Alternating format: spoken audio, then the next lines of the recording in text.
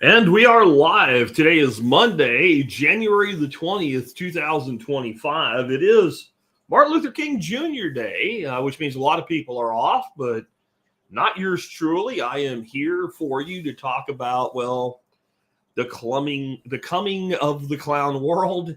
The crazy is coming is the title of today's episode, and I think that it is. And that's not really an anti-Trump thing. That's just like, man, there's a bunch of crazy coming, and there is a bunch of reactionary crazy to Trump coming as well. As you guys know, if you've been listening for any length of time anyway, I don't carry water for any politicians at all. I can find plenty to complain about with any of them.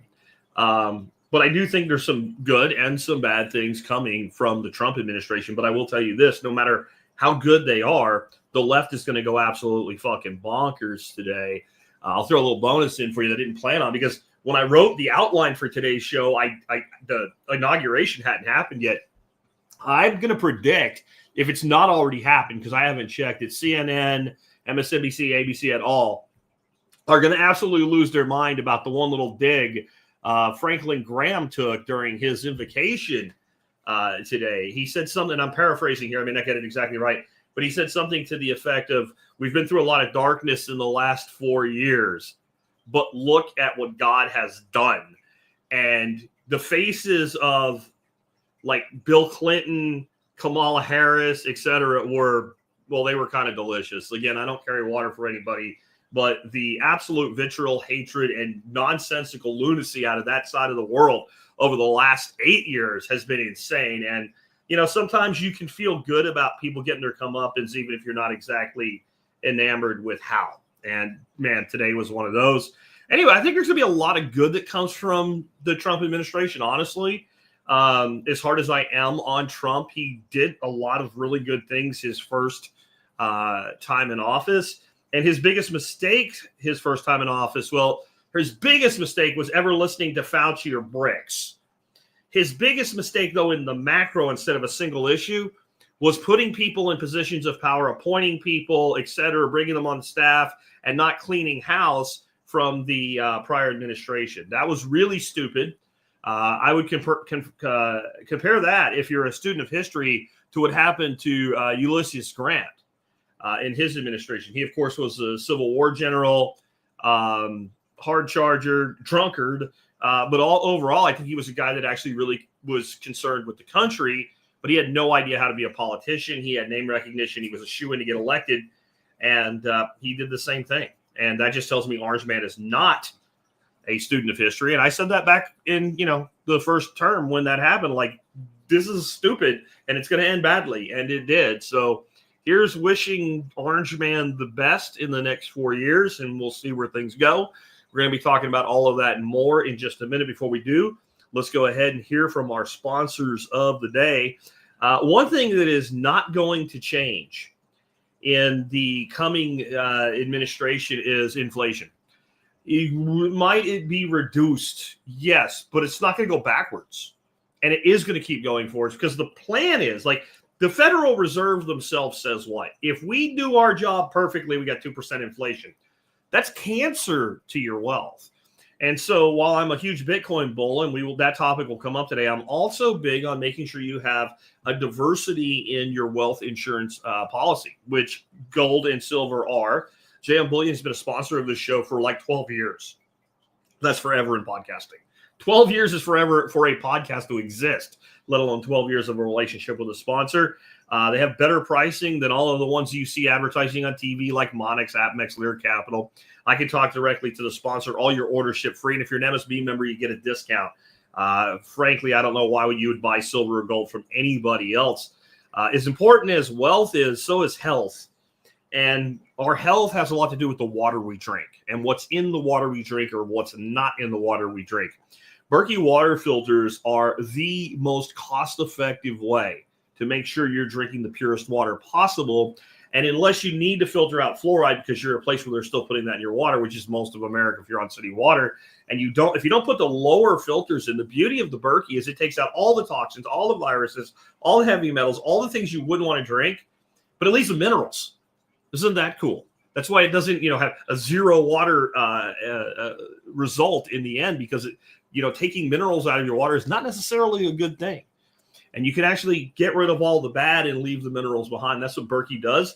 If you go to usaberkeyfilters.com, that's Jeff Gleason, the Berkey guy, the original Berkey guy. Again, and that's been sponsoring the show since about 2010, one way or another. So check him out. Very loyal to us, and he will take care of you. Again, usaberkeyfilters.com. With that, let's get into it today. And I want to tell you, as we start out, what today is not going to be. Today will not be a rah-rah, the Orange Man session. He's the greatest thing in the world, and the world is going to get better. Though some people are going to take it that way. It will also not be the Orange Man sucks. It's terrible that he's president. I wish he wasn't. And some people will take it that way. Why? Because as always, I'm a guy that calls balls and strikes. I don't even worry about so much what these people are going to say or even do, but what are the ramifications of what is done, including things that can look good but have negative consequences. The government itself, when you talk about the federal government, is such an interconnected web of shit that even a thing where you pull a lever and it looks like a good thing, it causes all these other levers to function. And at the other end, sometimes negative comes out, even with the best of intentions, even if it's not a screw job. So just keep that in mind as we go through this. Now, what it will be is an indictment of the Brandon administration. And Brandon has issued last-minute pardons. Last-minute pardons, when I made this outline for today, it was about 3 hours ago. And there were still pardons that got added after I made it.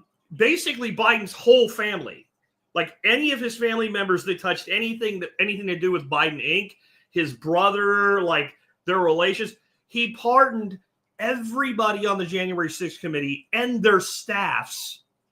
He pardoned Fauci. He pardoned all these people who have never been accused of a crime formally. They've not been charged with anything. And he didn't give any specificity.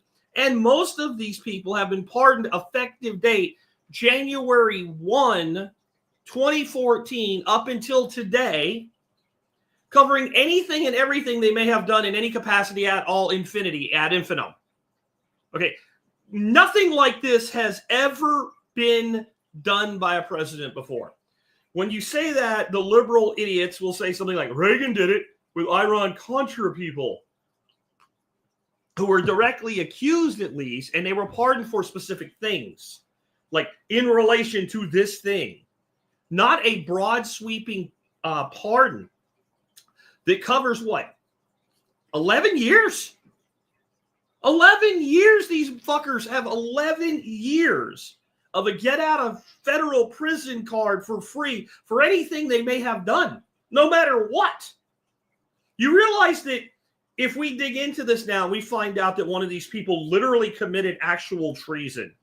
Not the way people throw that word around. Like, I mean, literally, like if one of these people sold secrets to the Russians or to the Chinese, and you can literally prove it, where even the most devout of the liberal left lunatics would go, yeah, man, that's fucked up. No, that's not okay. There's nothing that can be done, no matter what it is. This is incredibly dangerous. And I think what this is going to lead to is a check on the power of the pardon, which honestly is going to be very difficult to do with anything other than a constitutional amendment. Here's my prediction. There will be an attempt to make the case that a president should not be able to do this due to the founders' original intent and the intent of the power of the pardon to broadly and sweepingly pardon people for things that have not even been brought up. That will go into court. And my prediction is it will fail. I think you can make a good case for it. See, right now, I got somebody in all caps because it's serious when you say it in all caps. And I'm not picking on you. I'm just like, I love how people think that they're taken more seriously because they hit the caps lock button. Okay. Trial and Error says, how are these pardons constitutional? Because the Constitution gives the president broad sweeping power of the pardon. That's how. There is no check in the Constitution at all on the presidential power of pardon. My belief is the people that wrote it thought like, well, yeah, this is, if it's pardon, it's absolute. But I believe, and this would be the argument made in court, but that's not what was intended, right? What was intended was to pardon people for things they're actually charged with. not a preemptive sweeping pardon of things they may or may not have done over a decade or more. However, this is something you learn when you're in business for a long time about business contracts. And that's what the Constitution is. Make no mistake about it. The Constitution is a contract that created the federal government. And it is a contract between the people of the states and the states themselves. This is a little deep for constitutional law today, but I'm going to tell you something that most people will tell you I'm wrong about, but nobody's ever been able to prove it otherwise. The federal government is not a party to the Constitution. The federal government had no say in the formation of the Constitution because the Constitution created the federal government. So if you and I get together and we file paperwork to create an LLC or a C Corp, the corporation itself is not a party, it is the result thereof. So it is a contract between the people of the states and the states to unite under the current form of the federal government. In other words, it is a contract between Delaware, North Carolina, Virginia, Pennsylvania, and their respective citizens. Okay? That's what the Constitution is. And if it says something in there, then that's the agreement. And the intent matters very, very little, especially when the original signers of the document have been dead for 200 years. And it's never been challenged successfully anyway, in any meaningful way at all. So when you say to a judge in court with a contract dispute, well, that's what it says, but, Your Honor, he says, I don't care. This is what it says, and this is the legal meaning of what it says. Now, I wish we had more strict interpretation of the contract that is the Constitution. Like under the Second Amendment, the allowances government has been allowed to infringe upon rights clearly are completely in conflict with common law. Shall not be infringed is an absolute statement in a contract. In any other contract anywhere, it would be like you can't do anything because it says shall not. If you want to amend the contract and the other parties agree to it, then we can talk about it. But right now, that is what it is. But when this goes before the courts, and everybody cheered when they put people on the court in a significant majority, 6-3 majority to the conservative side that are strict interpretists of the Constitution. If I'm a strict interpretist of the Constitution and I look at this, I'm like, I agree with your point, but that's not what it says. It's not up to me to change this. It's up to me to rule on what it says. And this is what it says. And I'm sorry. I don't like the outcome any more than you do, but that's what it says. So I think you're going to hear a lot of talk of a constitutional amendment. Here's what else I think you're going to see. If that doesn't happen in the next 4 years, then Donald Trump's last day in office will look a lot like Joe Biden's. Everybody that was remotely adjacent to Trump will receive one of these same type of pardons. Because especially if it's not a Republican in 2028 that wins the election, then you're really going to see that, because there will be this whole we got to get Trump all over again mindset out there enough to make it a concern.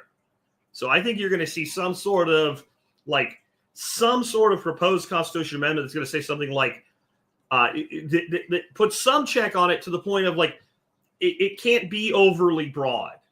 It has to specify, and maybe it's not even they will get rid of preemptive, but they'll say there's a limit of 4 years of preemptivity and it cannot go forward. Because right now, in theory, you could pardon somebody in advance.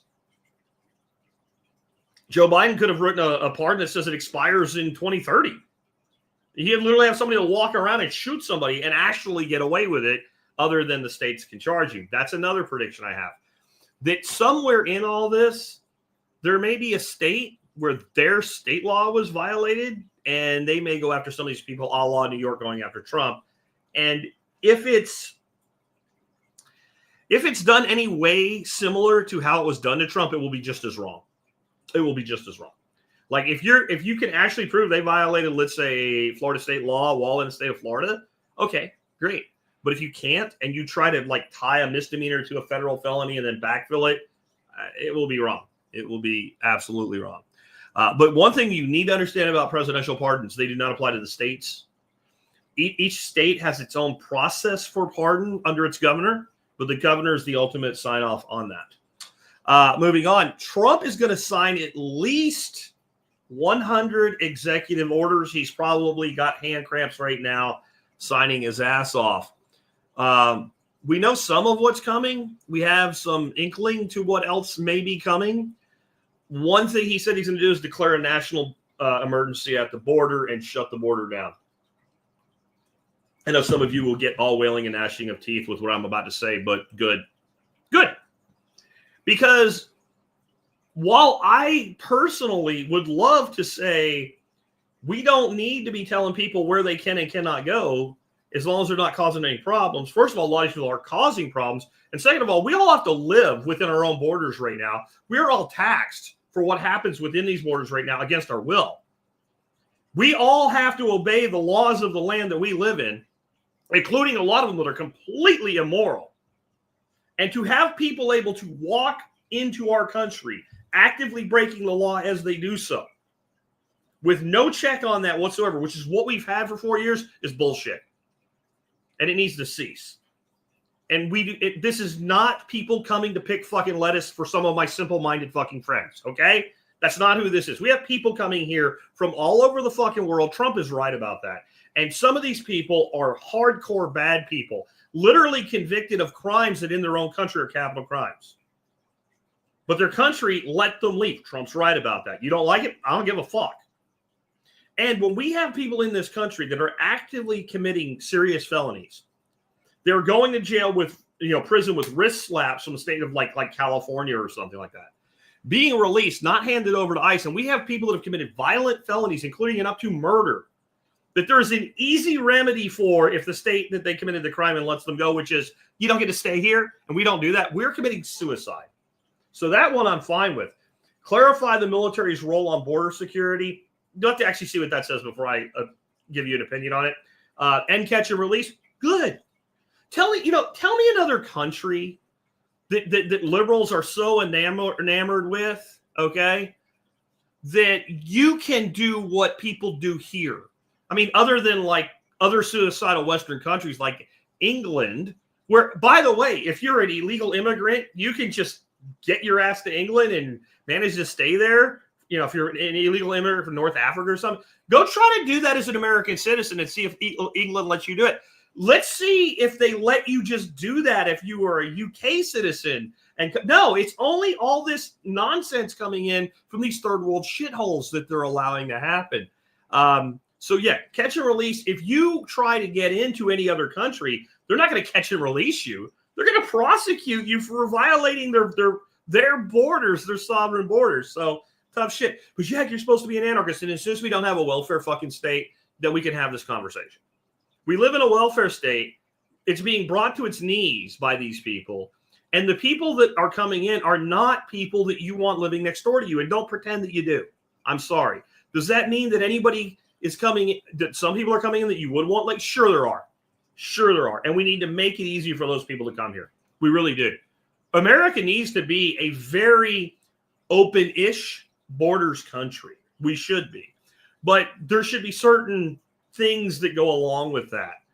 If you come here under like any sort of expanded allowance to come in, you should never become a citizen. You should be a national. Your children can then be citizens. That gives time for assimilation to occur, and we don't have radical knee-jerks in the opposite direction of what America actually is all about. Since we're run as a constitutional republic in the form of, my special friends, a democracy. Yes, the United States is a democracy. It's also a constitutional republic. It is a representative democracy. You people with this, we're not a democracy, we're a republic. You're idiotic. You're stupid. You know how many republics there are in the world? Over 100. Fucking North Korea is a republic. So don't play the semantics game because you just sound dumb to anybody that's remotely informed. I love having a conversation. We're a republic, really? And who runs our country? I mean, if you're smart, you say the oligarchy and it's all bullshit, right? But if you actually believe in civics 101, you say, well, our representatives in our executive branch, our legislature, and our executive branch do. But right, how do those people get their jobs? Well, every year or 2 years, we have elections and we elect them. And what is that process called?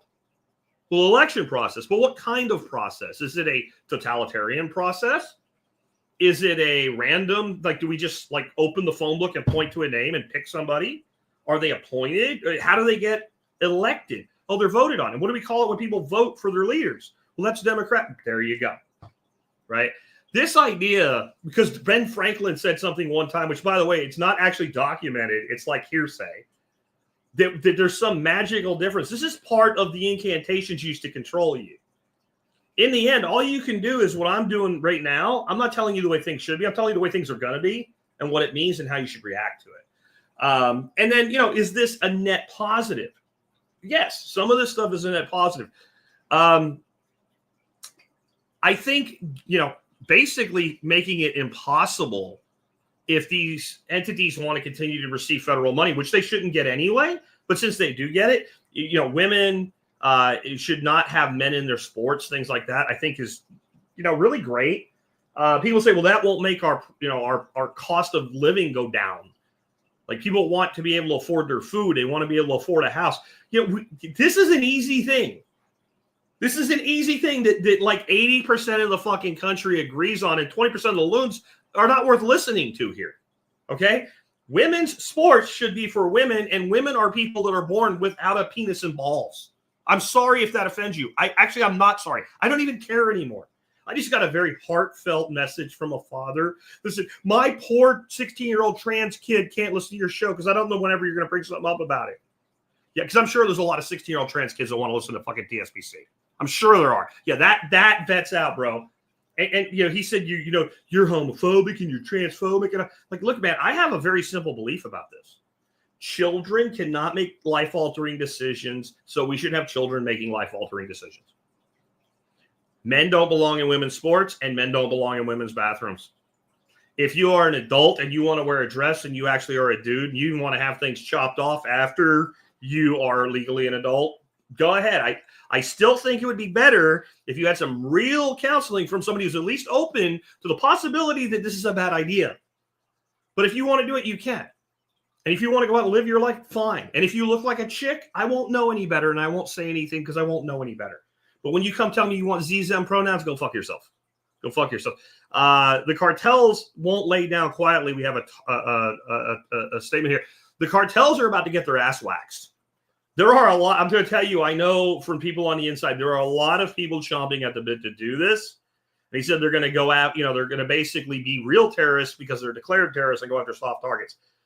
Okay, when you have scum among you, you don't not deal with the scum because the scum might fight back.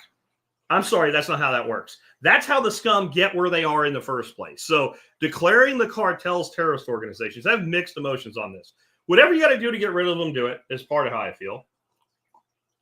There is no good that comes from the cartels. The cartels are murderous shitbag terrorists. They are. My problem is, once you label somebody a terrorist, there's no such thing as due process anymore under current U.S. laws like the Patriot Act and the Freedom Act. Trump will be able to have his people go basically Bukele on the cartels. And if you declare something like MS-13 is a terrorist organization, then the only thing you have to actually prove is that this individual is a member of MS-13. And if they have a tattoo that says they are on their arm or their face or whatever, that's pretty conclusive that they are. So we'll see what comes from that. But I think that you might see a lot of your low-level cartel people haul ass back to their home countries. Because this is, without overselling Trump, this is very indicative of, if the movie Tombstone, you tell them I'm coming and hell's coming with me. Like, that is what's about to happen. And I know some of you doubt that, but that is about to happen in a big way. Because it can be done and it will show action, and that's what Trump does. Even when he's wrong and what he's doing he shouldn't do, when he says he's going to do something and it's something he can do, he tends to go fucking do it. That's one of the things I respect about the guy, actually, whether you like it or not. I don't really care. But it's, you go after the cartel, you understand it won't work, right? Russell, what's your suggestion? Should you just leave him alone? Right? Yeah. What would I do? I would legalize drugs. And I would immediately cut their balls off and neuter them with that, because there'd be nothing for them to make money on anymore. You can't make money as a cartel on prostitution for shit anymore, right? Yeah, that's what I say. Tom says, screw the cartels. I completely agree. Fuck them. I don't care if they like it or not. Tough shit. Yeah, the fact that somebody will fight back doesn't mean you don't take the fucking fight to them. We have human trafficking is light what they're going to be able to do with that. They're going to be able to. They make their money on drugs. You can try to convince yourself otherwise. They make their money on drugs. There's only so much money in trafficking humans. Deport them to China. I'm telling you, you're about to see this. And it is going to have an impact. Will Ross go free? Everything I have been told by people very close to the family and one member of the family themselves is yes. Will you hear it today? I don't know, but I bet it will happen today. There's no reason for it not to happen. Trump has nothing to risk by doing it, especially when Brandon's out pardoning Fauci from January 1, 2014 till today. Like, there's nothing really to worry about that. If it doesn't happen, I will tell you that the risk of not doing it for Trump exceeds the risk of doing it for Trump. And Trump's pretty good at risk management, so I'll leave that one. But yeah, the EOs are going to be interesting. I'm only going to say that much today because we really don't know what they all say yet. We just have leaks of highlights. He says he's going to end birthright citizenship. That is going to be challenged in court, and I don't know that it will stand up to court. Now, I do actually like what Texas Plant Company, BTC ? You got to be clear. What are you asking? Anyway, I think that the birthright citizenship thing we're back to another one of these things. What was the intent, but what does the contract say? And I think what the intent was, people that were born in the United States to parents who were in the United States legally become citizens. And that was a lot to do with the end of slavery and some other shit that was going on. And understand at that time, it wasn't hard to legally come to the United States, but it was somewhat difficult to become a citizen. So people were coming here not as citizens, having children, and their children having children, and they still weren't citizens. So this was a mess. And it also had to do, again, with slavery as well. And I won't get into it.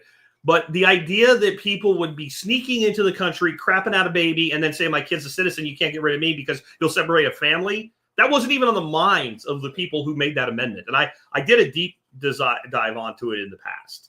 So I think that can be rectified, but I think it's going to require a constitutional amendment, and I don't know if the horsepower is there to get it done. But I think that that's an example of the contract being flawed. There is one word that could have been added to that amendment that would have made it make sense. Legally, born to parents legally in the United States. If you read it very strictly, you can almost interpret that, but almost is usually not enough to pass muster. Will a Bitcoin strategic reserve happen? I think that's what the question about this was. I think it will, and I think it may very well happen today. We'll see. Bitcoin jumped to like 107 last night, 107, 108. It's at 104 right now because of all that. It's sell the rumor, buy the news. Buy the rumor and sell the news type thing. I said it backwards. But I think that will happen. I'm not going to really talk about Trump coin today. I think that was a shit coin that already has gone down by like 40% since it was launched. It skyrocketed and then plummeted. And then last Melania coin. I'm not even really concerned about that. It's not a pass or anything. I think Trump's involvement with Trump coin is extremely limited. I think basically Don Jr. got into crypto. He did what so many crypto bros do. Oh, Bitcoin's cool, but look at all this technology. Oh, we can do this and that. And you can make money with it. And then he brought in some people to do everything. And then they created these shit coins. And they're just another shit coin in the shit coin oasis. And I don't care. Again, it's not a pass. It's just I'm Bitcoin only. And I don't worry about what shit coiners do because shit coins all eventually go to shit. Right? So I don't think that really affects the strategic Bitcoin reserve. And Trump is certainly not going to make Trump coin a strategic reserve for the United States. That would be just a mess. It would just put shit all over him. And it wouldn't work with anybody. Like even be like, what? I think only the complete idiots, the ones that have like Trump tattoos on their forehead or something, would give a pass on that. So I do think we get the SBR. I'm not sure it will happen today. Ross is going to go free, though. We will not see, and if he signs it today, and he's not let go, I know there's some of my special libertarian friends, you guys know who you are, the ones that went full retard, that will say, see, he's not really doing it. It's not really, when you get a pardon, and it's probably a commutation, there's still an out processing thing that has to happen at the prison. And it's not like they sign it and 5 minutes later you walk out the door. That lag can be up to a week in normal circumstances. I also will tell you, I do not think he's getting a pardon in the strict sense of the word. Pardon would be, this never happened. There is no felony on your record. It's as though it's just gone. The only thing I can't do is give you your time back if you get a pardon. If you are commutated, you carry the conviction for life. And I think that's what Trump's going to do, because I think that's a safer play for him legally. I don't think that's fair to Ross, but I also don't think in practice it will matter. He won't be able to vote. He probably doesn't feel like it anyway.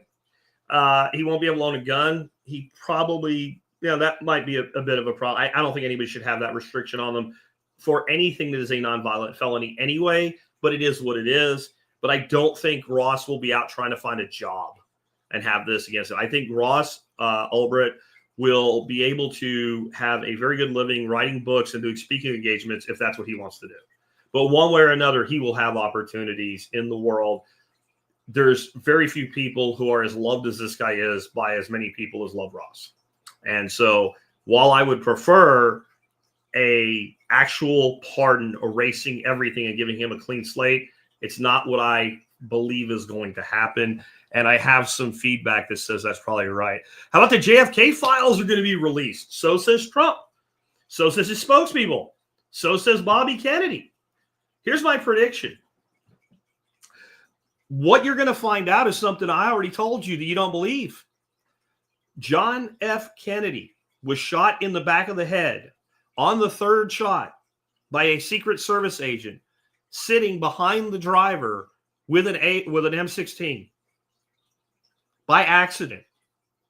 That's what you're going to find out. And I'm betting, I haven't checked, but I'm betting maybe all the Secret Service detail guys are dead now, or like, if there's any of them left, they're like senile in an old folks home. Trump said directly when he was asked, you said you would do this term one. Why didn't you do it? And he said, because they came to me and they said, sir, some of the people involved are still alive. Think about that. Who are some of those people? Do you think he's going to release these files and it's going to say the CIA used Oswald as a patsy and it wasn't really? Do you think any of that shit, right? Like, if that happened, it's not going to be in these files. Guys, when shit like that is done, it doesn't go into fucking files. There's no record of it. It's like it never happened. But I think you're going to find out that exactly what happened. You can find out by reading a book called Mortal Error that was released in the 70s, or you can watch a documentary about that book on Amazon called The Smoking Gun. And for the special children that I have, and I know you're out there, but I know that the CIA was, working with Castro, and then they were doing this, and then Oswald didn't really do it, and the mob was involved, and they wanted to get Bobby and whatever. Anything you're saying doesn't go away because of what I just said. I just said whatever it is, you're not going to know. The Secret Service agent could have shot him by accident. Oswald could have fired 2 shots at him and hit him once and hit Connolly.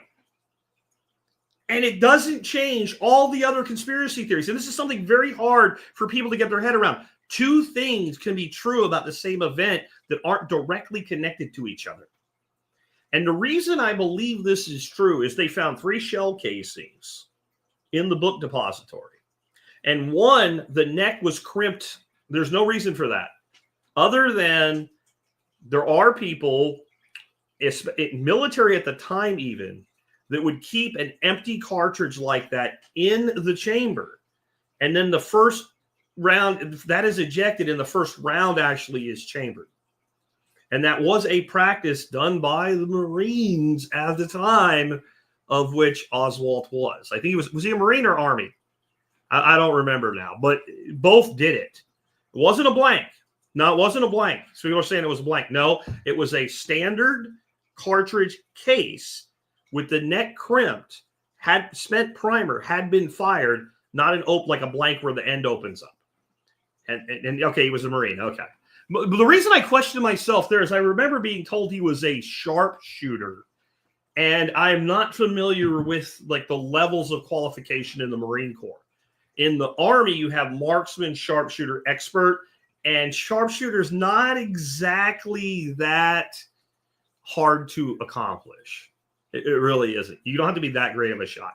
Anyway, I think you're going to find out that the theory behind mortal error, that at least that part was true. Do you think Trump will open the files for Jeffrey Epstein? No, I don't. There's been no talk of it, and I don't think that you're going to get something like that with no talk of it coming first. Anyway, moving on. What about the emotional shutdowns on the left? I think those are going to be somewhat delicious. And there's a little awkward thing going on here, too. So yesterday, if you felt a disturbance in the force, as though millions of people were in suffering agony on a planet being torn apart by the empire, what you actually felt was Gen Z and some of Gen Alpha and a little bit of the millennial generation in the throes of TikTok withdrawal. TikTok went dark yesterday for about 8 hours. Trump said, I'm going to sign an executive order and give them more time to find an American entity to buy half of TikTok, not the whole thing. And magically, TikTok turned back on.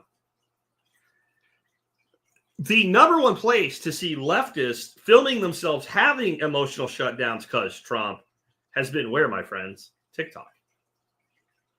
Isn't this a little awkward? Isn't this a little awkward? So understand, some of these people make a lot of money on TikTok, throwing emotional shutdowns, talking about how Trump is, what's the latest one I heard? Hair plugged Hitler, right? He's an actual fascist. Oh my God, he's racist. He's a white supremacist. He's a Nazi. He's literally Hitler, right? All his shit.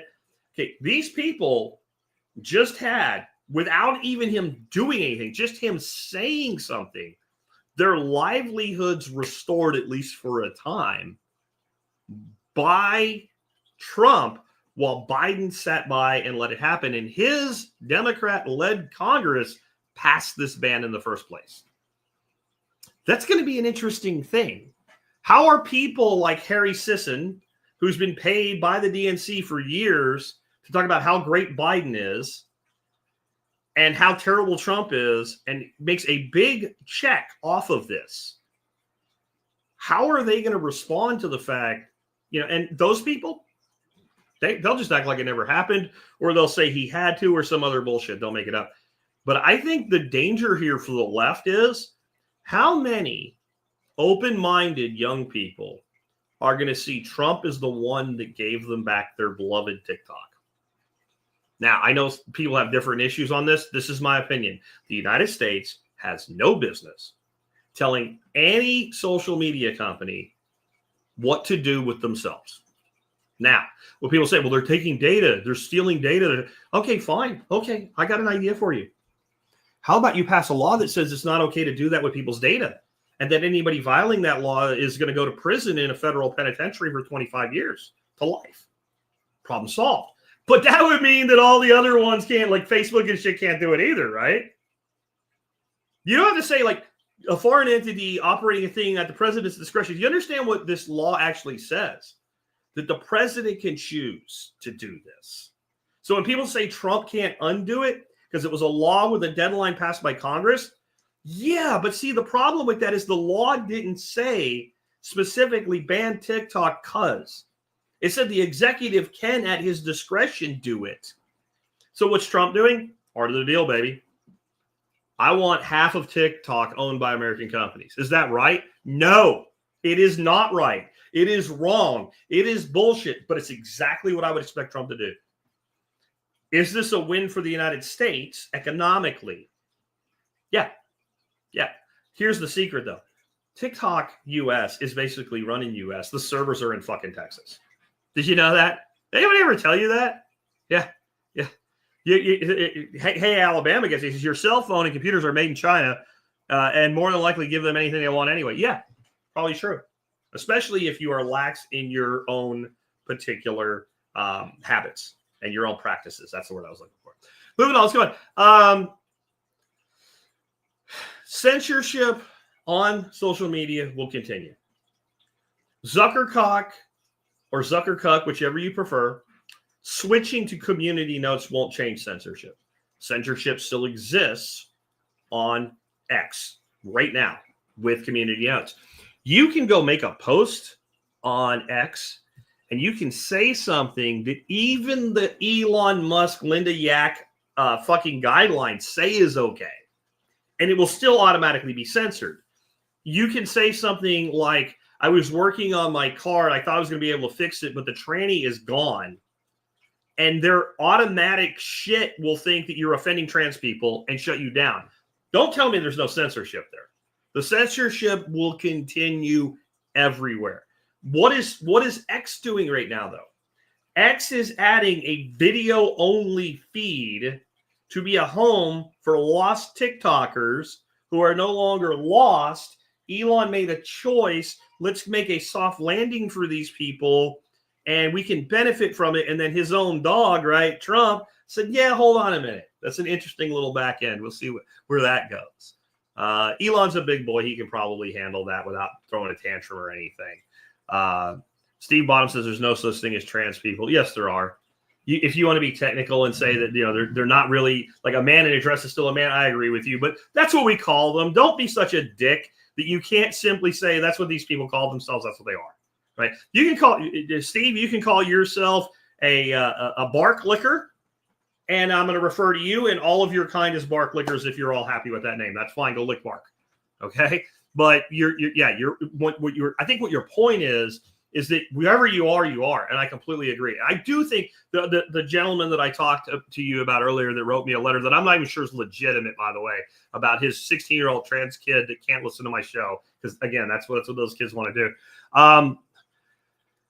You know, he was really upset that I keep calling it a mental illness, but it is a mental illness. And I also look at it like once you're an adult and you've been through at least some level of counseling before you do anything drastic you can't change your mind about. If you want to do it, go ahead. You're an adult. That's fine. But it's a mental illness. But it doesn't have to be. It doesn't have to be. I do not consider Bruce/Caitlyn Jenner mentally ill. I consider Bruce Jenner a person for whatever effed up reason in their head wants to live as a woman, but knows he is a man. Says, I know I'm a man. I want to live this way. I'm going to call myself this and all, but I know what I am. I don't consider that mentally ill, or I consider it very, very, very thin-lined mentally ill. The person who actually believes I really am a woman, even though I have the schwang hanging, you are not a fucking woman. And when you believe you are a thing you're not, I don't care how much you plead to emotion and how much you plead to fallacy, you are mentally ill. If somebody tells me I'm really a space alien from the planet Melmac, and once I realize I'm not being like trolled, having my leg pulled or something, they really believe it, then they're mentally ill. So when you tell me that you're a woman and you're not, and if you believe your own bullshit, you have a mental illness, and we should treat this as what it is, a mental illness. We do not need to lock them in asylums, but we need to be clear about boundaries and borders. You can live this way, and everybody should leave you the fuck alone. Okay? And I'll go so far as if you actually, if you're not a dude with a beard like Grizzly Adams in a dress, and you expect in a situation where you're being interacted with to be referred to as ma'am versus sir, I don't even have a problem with it. It may not happen, and I don't think you should have any leverage if it doesn't, but I'll extend you that courtesy. In fact, again, if you pull it off, I won't even know.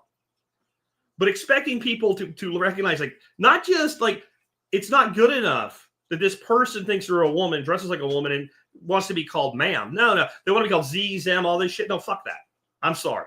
This all has to end. And I think a big part of it is going to end under this administration. And that's a good thing out of it. And for those that say, but that's not a real problem, it is a big part of our problem. Because it's such a distraction, because the right, most of the right, 90% of the right could not give less of a fuck about this if it wasn't constantly shoved in their face and fucking up the dreams and the lives of women and girls.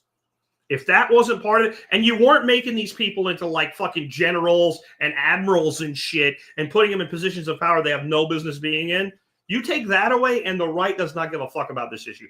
For the record, I think the right would have no problem with a trans person in a position of power if they were actually really good at their job and really qualified for it. But because of all this DEI shit, it's impossible for that to happen, because even if they are, no one believes it, because it's like Ozempic.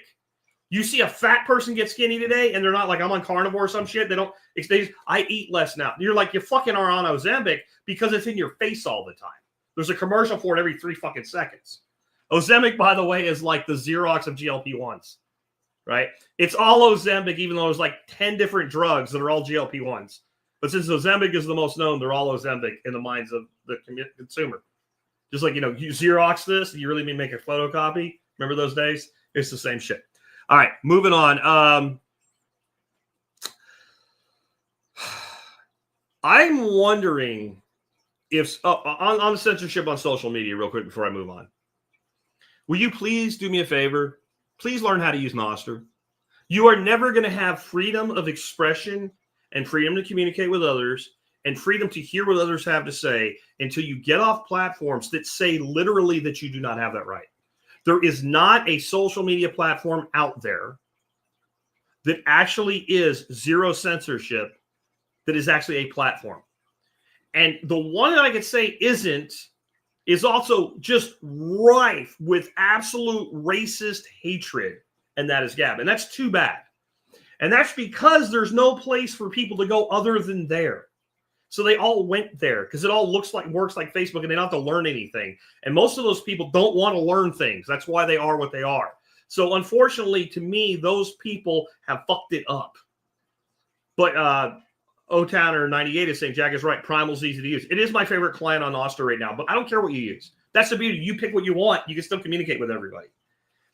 You have right now the ability to be part of a network of people who believe in total freedom, 100% total freedom to say what you want to say, be heard by whoever wants to hear you, and for people that don't want to hear you to not have to listen to you. On top of it is an integrated payment network as part of it, and you're literally saying, no, fuck that. I'm going to stay with Zuckercock, right? I'm going to believe in Elon bro, right? Like, these people are not on your side, and here's the big problem. If you build something that matters there, they can take it from you anytime they decide to. And they will rat you out, and they will sell all your information to anybody. So it's up to you guys. I keep telling you, and in the end, I keep hearing from people trickling over time, you were right, they got me. I should have done this before. If nothing else, add it to what you do. And those of you like, but I don't have a business and I don't really care. And but do you know how many of you guys tell me, I didn't know you're on X. I've been following you since 2009. I never see anything from you. How about if you want to see the people that you want to see, you go where they can be seen without some third party getting in the way. See, the thing about even Gab is there's still, Andrew Torba is a third party who for now is doing what you want. But do you know he's really doing what you want? Is the code open source? Can you review it? Do you really know that you're not being fed bullshit? You don't know that. The only way you can know you're not being fed bullshit is open source protocol. That's what Nostr is. All right. So the other thing I'm wondering about with Trump is, will he make good on a promise he made a few times in the campaign that I think would be fantastic, by the way. I think it is the best way to get higher education reform that we could ever have, because it will completely devalue generic degrees to zero. He talked about creating a free online college backed by the United States government with basically a decree that a degree from this institution is equivalent to a degree from any other institution of higher learning.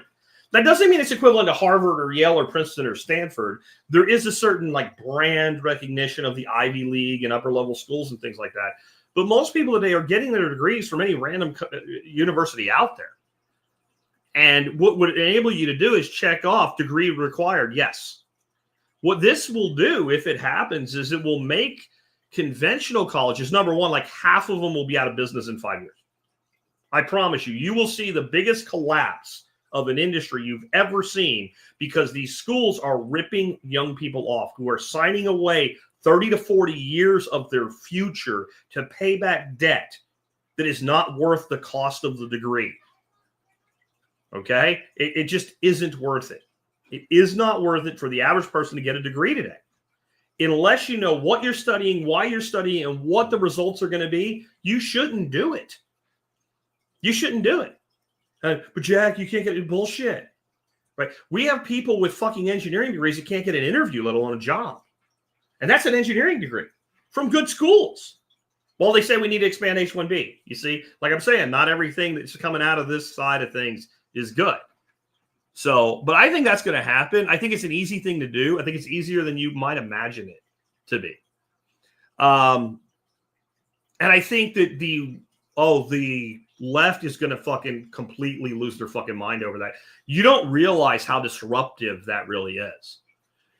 The left went all in, and they did this all the way back to about 1900. But when they really went all in on owning the educational space, and specifically the universities, was the 1960s. It ramped up in the 40s and 50s after the war, after World War II. But in the 60s, they like formulated this genius plan. We'll have complete control of it, and they do. They have almost a century invested in this. And you can pull it like a plunger in a toilet down the drain with a wave of your hand, if you have the balls to do it as president. Of all the things he's promised, other than I would say Ross, and he's already fulfilled nominating RFK for HHS. So as long as Ross happens, the thing that he's promised that's had the least amount of press that I hope he actually does is this free national university. And it will have a dramatic impact, especially if it's mandated that their credits must be accepted, because it will allow people to do like 3 years and then finish at a university, who at first will be like, no, we're not doing it. Like, we have to accept the credits, but we don't have to accept the student. When you start running out of fucking money, you will. It'll be very, very, very interesting to see that. And I think it is likely, but I'm not going to say it is going to happen. RFK again, I think RFK has a big part in talking to Trump. And what I'm betting is that among other concessions that RFK asks for, like a true cabinet position, not some, Doge thing like Elon has, where he has actual power and can get shit done. He may have said, you know what? I don't care. I want people to know what really happened to my uncle. I want them to know. And I need a commitment. So I think that's happening because of him. But he is going to have access to all the data in HHS. Remember I said, like, all the dirty shit the CIA does? There's no record of that, in the federal government. This is all disavowed bullshit. HHS, that shit is there. The real numbers from vaccine trials, the real numbers of complications, all of the places where sign-offs were given, shortcuts, all of that is there. I think RFK is smart, and he knows you can't avalanche that shit. I think he's going to drop piece after piece after piece after piece. Kind of like James O'Keefe does sometimes when they get information. They don't drop it all at once. They drop it in parts. But I think that could go on the whole administration.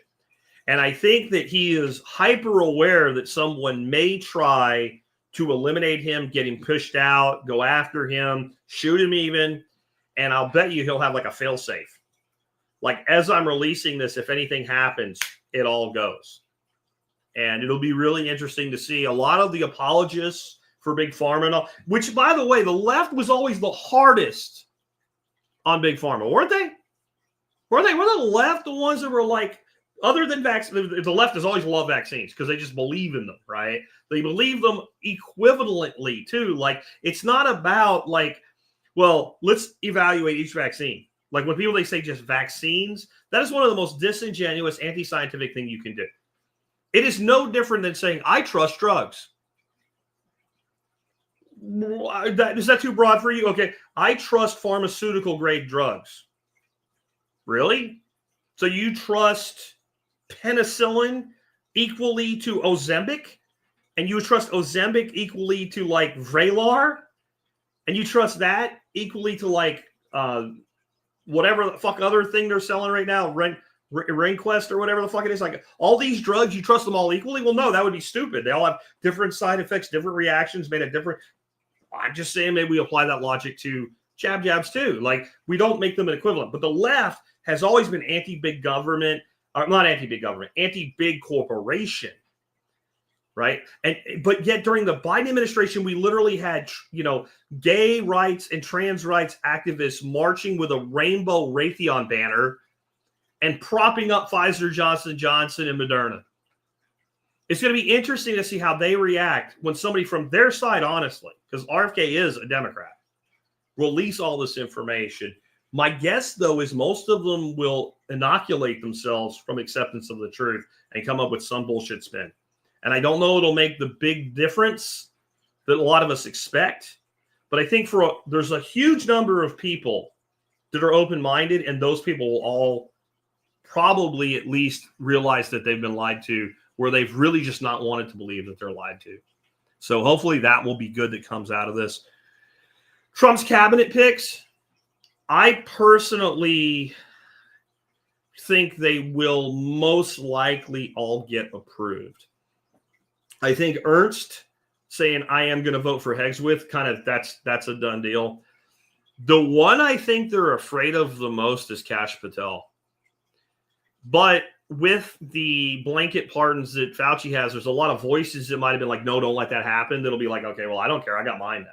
I can't think of the guy. There's one of the assholes on the Democrat side as part of the January 6th committee said, I don't need a pardon. I didn't ask for a pardon. I didn't do anything wrong. I don't want it. But you know what he didn't say? I decline it. He didn't say that, did he? Right? But I think that not just within the DOJ, not just within the FBI, I think that there are people all over this that are terrified of that person. Whether he'll actually be the wrecking ball he seems like he's going to be, we'll see. But he's my number one pick to not get approved out of everybody. Tulsi Gabbard will get approved. There'll be a bunch of dog and pony happenstance, blah, blah, blah. She'll still get approved. Doug Burgum will get approved. Marco Rubio will get rubber stamped. He's a swamp creature. Rubio makes me wonder if Trump really means some of the things he says. But a lot of these other people, I'm like, well, if you're going to pick people that at least have a shot to get approved, they're not too bad. And this is how you, well, no. Lots of stuff coming in fast. This is how you ask a question, guys. I've only got 2 starred right now. Word question in all caps. If you don't do that, odds are I won't see it. And let's put that up now to remind everybody. All right, continuing on. I want to talk about something that I don't think people really have put their mind to right now. Like that something that looks good can be bad. And something I think everybody said would be good, except, I don't want the enemy to be successful. Because there are people that they literally root against presidents when that president isn't their side, which I think is asinine. Now, pointing out their bullshit and their lies and their manipulations, I don't mean that. But I'm saying, you're rooting for the economy to fail because you don't want the other guy to look good. But can we have a boom in the economy and negative consequences to it at this point in our existence? Maybe. We're going to have to deal with the inflation one way or another. And we have some things that are set up right now that no matter what you do, the market has to correct itself. Going out and spending $80,000 for a moderately equipped, decent-looking F-150 doesn't make any sense. It doesn't. People paying for cars, what we were paying for housing, 20, 25 years ago. I don't care what you say. Economically, that is not sustainable. There is not going to be enough of a lift in income to compensate for the disparity in the price of housing and transportation. It cannot rectify itself the way that it is. Right now, auto inventory is insanely high. The companies are advertising deals, but they're not deals. So I looked in one of the highest inventory vehicles right now in America, meaning they're sitting on lots, they're ready to go to customers, and they can't move them. There's 26,000 on dealer lots, Ram 1500s of all packages and trims, from standard cabs, quad cabs, four-wheel drive, two-wheel drive, loaded out, base model, 26,000 sitting there. That number has only grown over the last 2 years. It has not gone down at all. That's one make, model, trim. F-150s, I don't remember the number. There's even more of those. Most popular truck in the world or in America is the F-150. There's more of those than there are. I went and priced, 4-door. Like, maybe I'll buy a car. I read that. I'm like, well, if there's a good deal, maybe I'll, I have 2 vehicles and no payment. Maybe we'll add a 3rd vehicle. I like having 3 vehicles. I go out and I price, a Dodge Ram, like base model, a little bit of add-ons, 4 doors, that type of thing. $42,000, lowest price. Take all the incentives that they're offering, throw $5,000 down at it. You're still looking at $700 to $800 for a truck payment. This isn't doable for most people. I'm sorry, it isn't. And that is already like setting your sights below. You're not, this is not, like, you understand that you could have driven like an Italian supercar for less than $1,000 a month 10 years ago. And people are paying that to drive a fucking Ford truck today. Thomas Sweet says we're a 1-car family now. That's happening more and more. And what they did, and they really, cash for clunkers is one of the most insidious fucking things ever done. You can't go buy a $2,500 beater anymore. I used to be able to, I remember buying cars for $300-400. I know that's the 80s. I'm an old fuck now and all, but like, we literally called them temporary cars. Like, there was a place not that far away from us, but it's a much bigger area called Reading. Like, the Reading Railroad in Monopoly, that Reading, right? And you could go down to Reading and $200 to $400. You could go down there, pick up a car, drive it home, and it worked. It'd be like a Chevette, right? Or a Dodge Omni or something like that. And it was fucked up, but it would run for a year. And so you could go buy a car, get a job, drive a complete piece of shit into the ground, take it to the junkyard, and get $40 for it. So you drove a car for 2 years for, maybe throwing a set of tires on it, $160. You can't do anything like that anymore. You can't buy something that will pass a fucking inspection for $2,500 anymore. They just don't exist because they got rid of so much inventory with cash for clunkers. And old vehicles in good shape, they're like high demand now. People want them because of all the bullshit that they've done to vehicles over the last 25 years. So they ruined the used market and no one can afford the new market. So there's going to be an automotive crash. There's going to be a real estate crash. Real estate is at an absolute standstill. The only thing that has prevented a crash is people are able to make their mortgage payments. There's so many people, if they could get out of their house and move to another place, they would do it like that. And this has actually prevented a lot of emigration. Not immigration, emigration, moving within your own country. That's why I'm telling you, and I heard several like big time announcer type people use the exact same number I did this week after I said it earlier last week. And that is 50% of the people that lived in the Palisades will leave California. They're not going back. They're not rebuilding.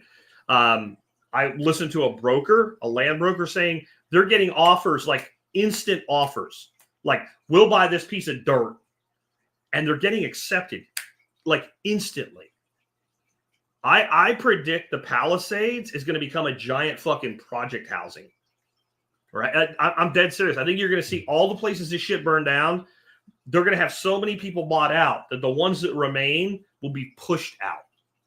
And they're going to remake LA in their dream for urban America, right? But back to the bigger issue is real estate is simply not moving. It's not moving. You can't, if you own a house, unless you have a huge amount of equity and you're taking some serious geographic arbitrage into play, you can't buy a house and improve your situation financially right now, even if you're a homeowner. If you don't own a home, holy shit. I have been hard on young people on this, and I've been longer than this, but on the air for 16 and a half years. I've been like, young man, young lady, quit crying, quit bitching, pull yourself up by your bootstraps. I don't care if you have to live with 5 people in an apartment made for 2. I don't care what you have to do. Work hard, save your money, and you can buy a house. If you're 22 right now and you're trying to say, I want to be a homeowner before I'm 28, that's 6 years. I used to say, if you mean what you say and you don't get it done, you had something horrible happen or you never meant it.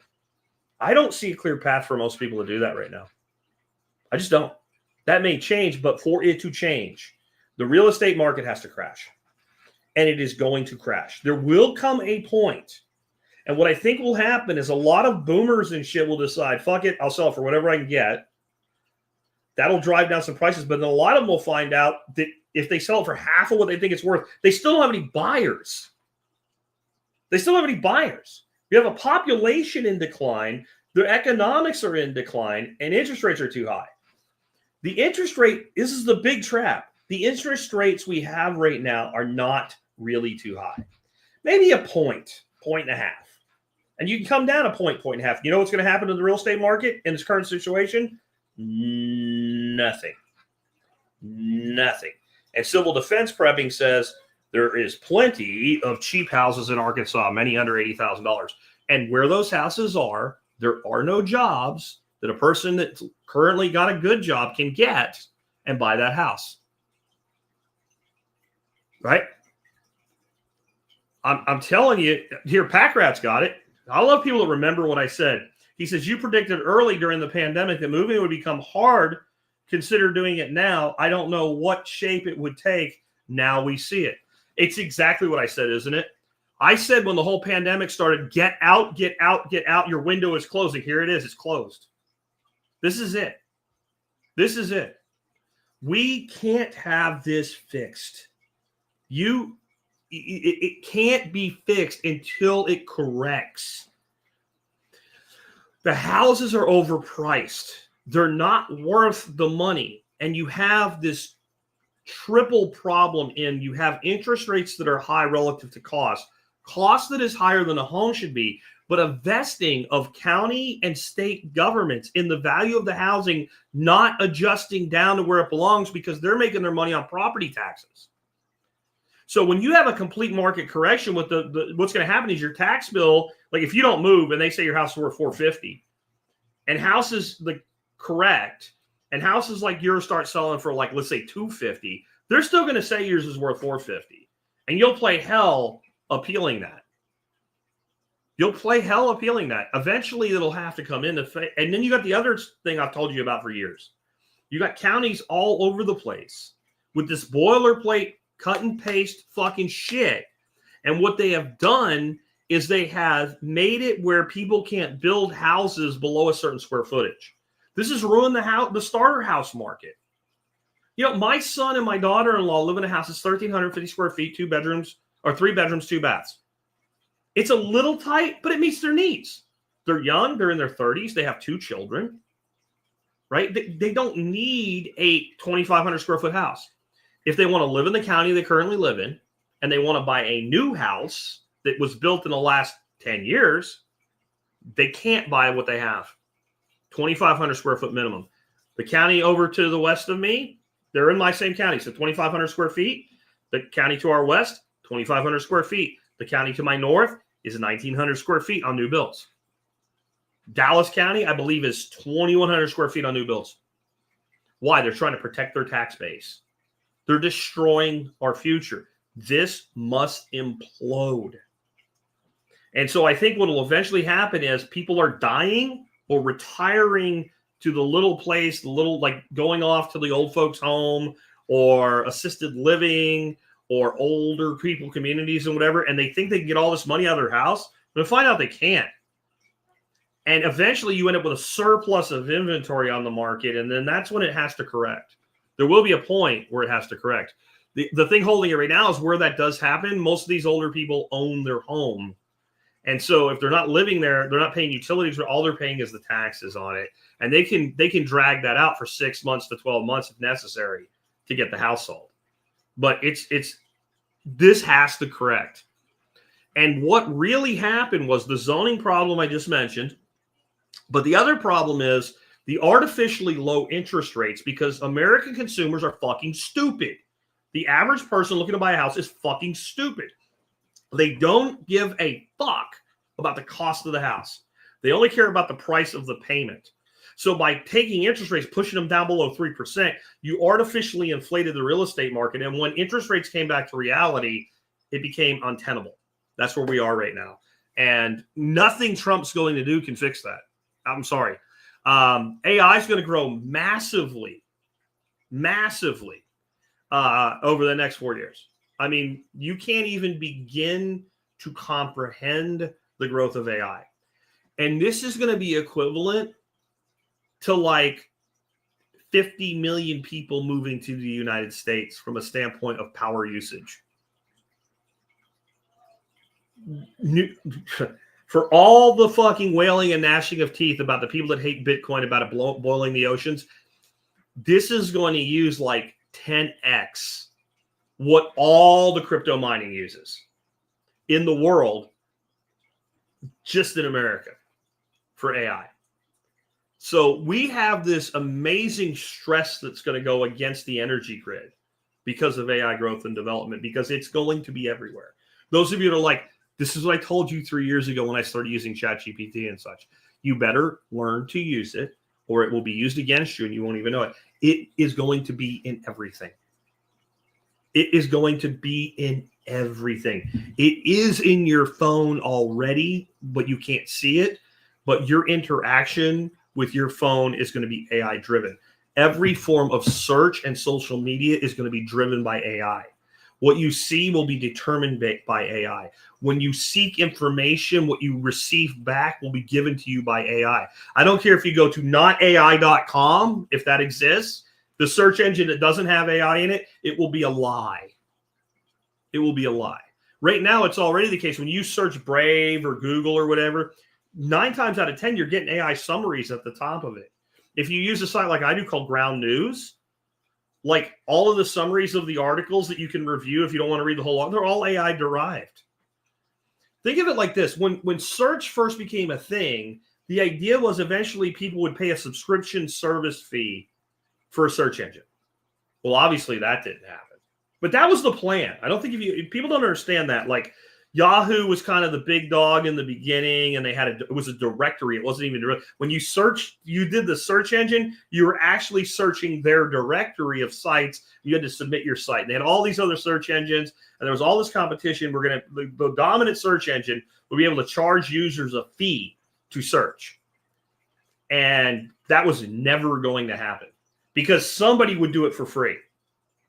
And so the revenue model became, if you're an advertiser, you can buy a listing. You can pay to be seen as an ad. Initially, when that started, a lot of people won't remember this. It's not that long ago. It was very difficult to know if you were looking at a sponsored result or a search result. And there was a lot of blowback for that because there's a lot of people like me that were in the search engine optimization space at the time going, look what they're doing. Look what they're doing. Look, and people got pissed. And so they made it clear, and they built a whole new revenue model. Search is in complete decline right now. It is. I mean, it's still used in the millions and millions and millions per day, but it's in massive decline. Once a technology goes into decline, unless something abruptly changes, it's irreversible. Don't believe me? Show me a cassette tape. Show me a cassette tape. No? When's the last time you got in your car? Unless you're just like some retro, like hippie or some shit. I don't know. What do you call it? Hipster, right? Let's say some retro hipster or something with a record player at home.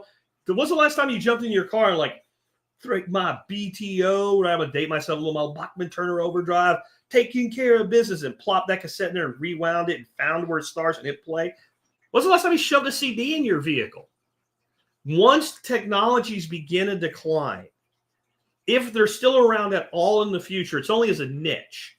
For all the people, I love albums. I listen to albums at home all the time. You are 1% of 1%.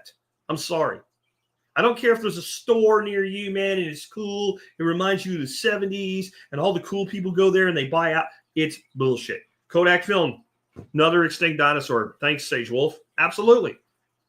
No, this stuff, once you see something go into decline in the technology space, there's a reason for the decline. And the reason for that decline is people get their information now from a combination of social media and AI. AI is going to take over everything. Everything. And it will be used. Schools will have personally trained AIs for specific things. And you'll have generalist AIs like ChatGPT. You'll have generalist AIs that run your phone for you, that run your home entertainment system. And every time this shit is used, unless it's something self-hosted, somewhere in a bank of computers, there's a fuckload of GPUs going brrrr. Like I said last week, this is going to drive innovations in nuclear, but it's also going to drive a huge need to up production of electrical production. And the number one way we can do that in this country, whether you like it or not, is natural gas. The technology exists. It works. It's easy to do. It's easy to build. The cost of building a nat gas power gen facility is a fraction of a nuclear. There's nowhere near the resistance to it. And I believe, by the way, the resistance to nuclear is completely in ignorance.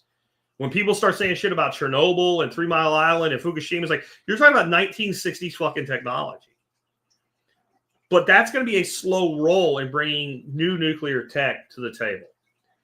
And it's going to be slow walked in every way possible. And there's a lot of people that make a lot of money by slow walking it.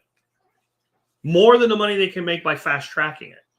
Because there's a lot of profit in natural gas right now in multiple levels. And what you're going to find is the people that are extracting the gas, moving the gas, and then burning the gas to make energy are all the same people in conglomerates. So that's probably where you're going to see the growth. Is going to be huge growth in natural gas power generation, which, by the way, is much cleaner than coal generated power. Much, much cleaner. But China is in on this too, and China has way more coal than any other natural resource. They're going to burn the fuck out of coal, all while we're supposed to neuter ourselves for carbon. China and India are both going to burn the fucking shit out of coal. Absolute go postal with it. EV prices are massively inflated, by the way. You know how much it costs to buy a Tesla, like the cheap one or whatever? Like, do you know what it should cost you to go out and buy a really great car right now delivered, electric vehicle? About $25,000, with the dealership making about a profit of about $5,000. Plus whatever they make on the financing. What? How is that possible? You just said I got to pay $80,000 for an F-150. Yeah, you do, because of regulation and the cost of production and all the bullshit in the United States. Do you know why they tariff Chinese electric vehicles so highly? The Chinese have a virtual monopoly on rare earth elements, the refinement of rare earth elements, and the production of the batteries from the rare earth elements. Even though Elon is doing all he can with like the Gigafactory to bring battery production here, you still need the rare earth elements. They're building a huge lithium refinement center in Texas. Elon's behind that. We'll see if it actually goes into production, though. Refining rare earths is an incredibly dirty, dangerous, destructive process. If you go look at the mining it takes to make these things happen, it's insane. Jack, why don't you rail against it more? Because I'm not going to change it. It is what it is. But right now, if you live in China, then you don't even have to worry about exports and whatever. But if you live in Mexico, you can buy a badass electric vehicle for $20,000 in Mexico. And you can't get it across the border and sell it affordably in the United States. They have 100% tariff on them. Trump said he would do it, but Brandon actually did it. So somewhere there has to be some correction in this because Americans can't afford. So you either have to make it less expensive to manufacture these vehicles in America, and this requires numerous things to be solved. First of all, we are not set up for care and maintenance of electric vehicles in this country. There's some real issues. If you buy a Tesla, you're basically buying it direct, but there's nowhere to get your vehicle really serviced. That's what makes them have problems in Texas. It's very hard to buy a Tesla in Texas because there's not a dealership you can roll up to. So that has to be solved. The rare earth element issue has to be solved. The ridiculous onerous regulations have to be solved. The cost of providing healthcare insurance, because it's not healthcare insurance to a workforce in America today is ridiculous. The cost of doing everything is ridiculous. And you have these low-cost alternatives that can't compete in the market. There has to be some, and then you have high-ass interest rates on top of it. And you have a young population struggling to come up, and you have an aging population who don't, you see, right now everybody's worried about the kids. Eventually the kids are going to see a massive wage inflation. And the old fuckers like us, we're not.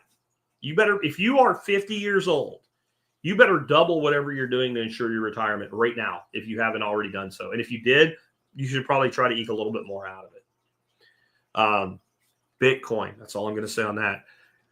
But remember something I said all the way back in 2008 when the show was only a couple of months old. Recovery equals inflation. Trump is going to do a lot of really good things for the economy. The economy will get better. But what will happen then is excessive inflation after the fact. In other words, it will look better for a time, and then it will get worse. And I know that's hard for people to comprehend. I'm seeing a lot of people talk about Greenland here. I don't really have it in my notes today, but I'll say something about Greenland. It has a fuckload of rare earths. It has a fuckload of natural gas.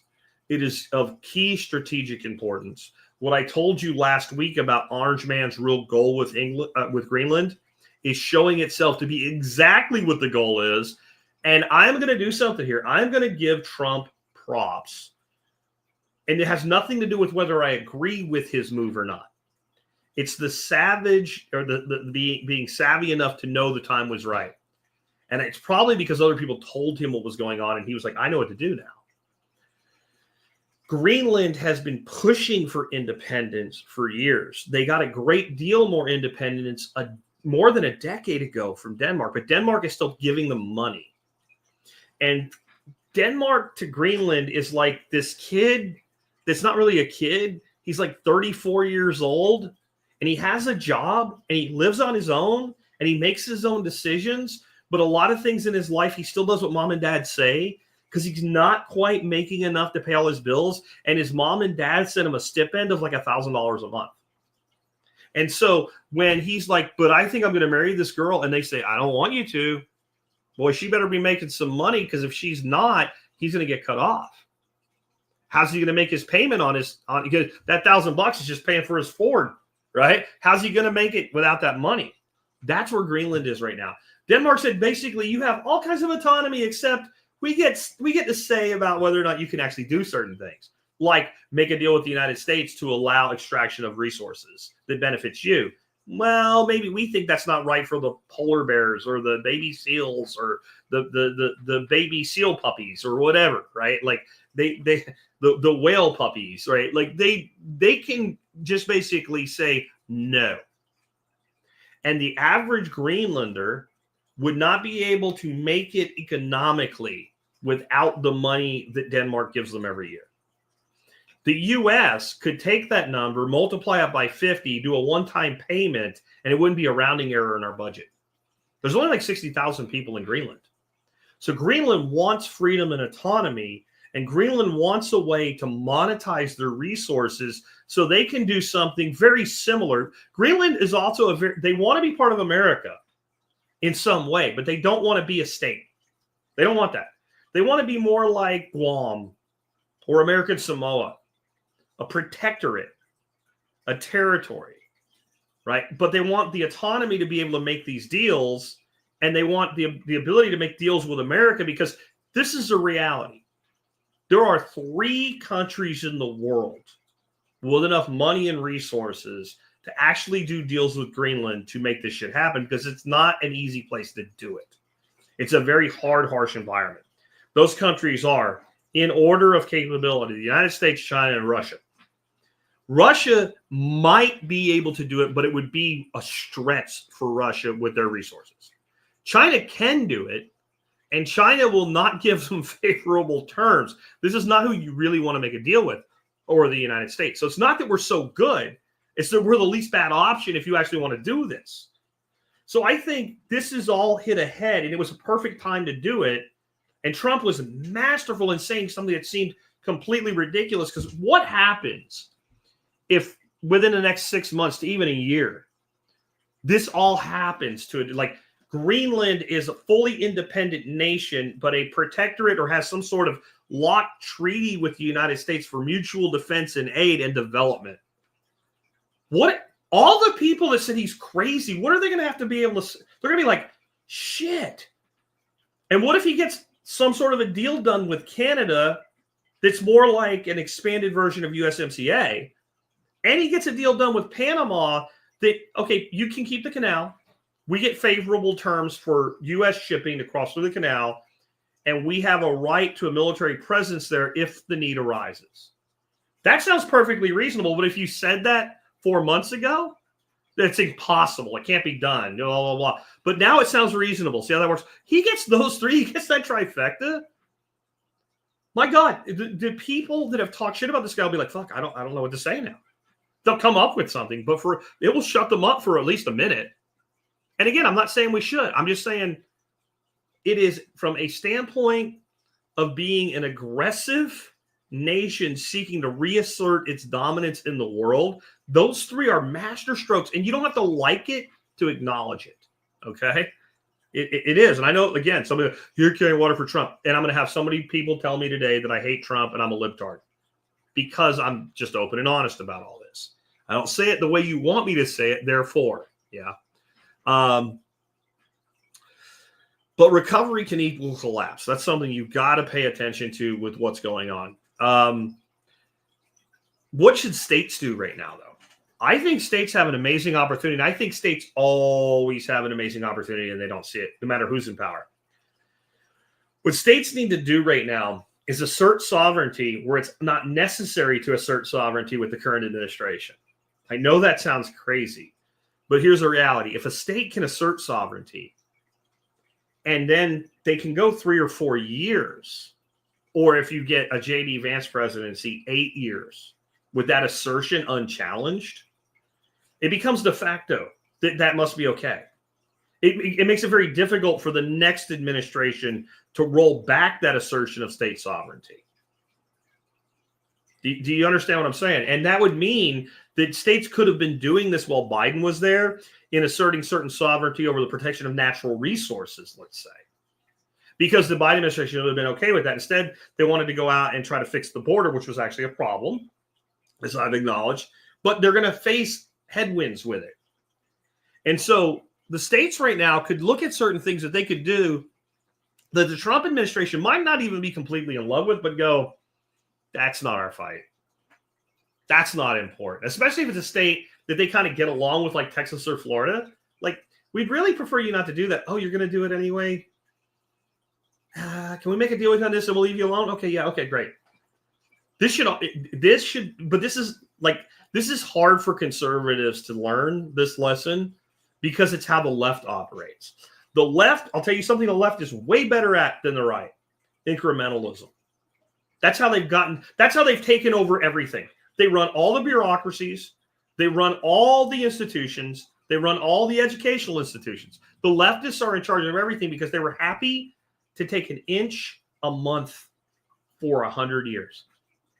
The conservatives, if I don't get everything I want right now, fuck it. And that's why you'll get nothing you want. This is incrementalism. In other words, what are the things that we can say that our state has sovereignty over that the current administration will just turn a blind eye to, even if they don't like it? You assert that while you have that opportunity. This would be things like expanding protections for food and goods produced inside the state and sold inside the state. This is a perfect time for that.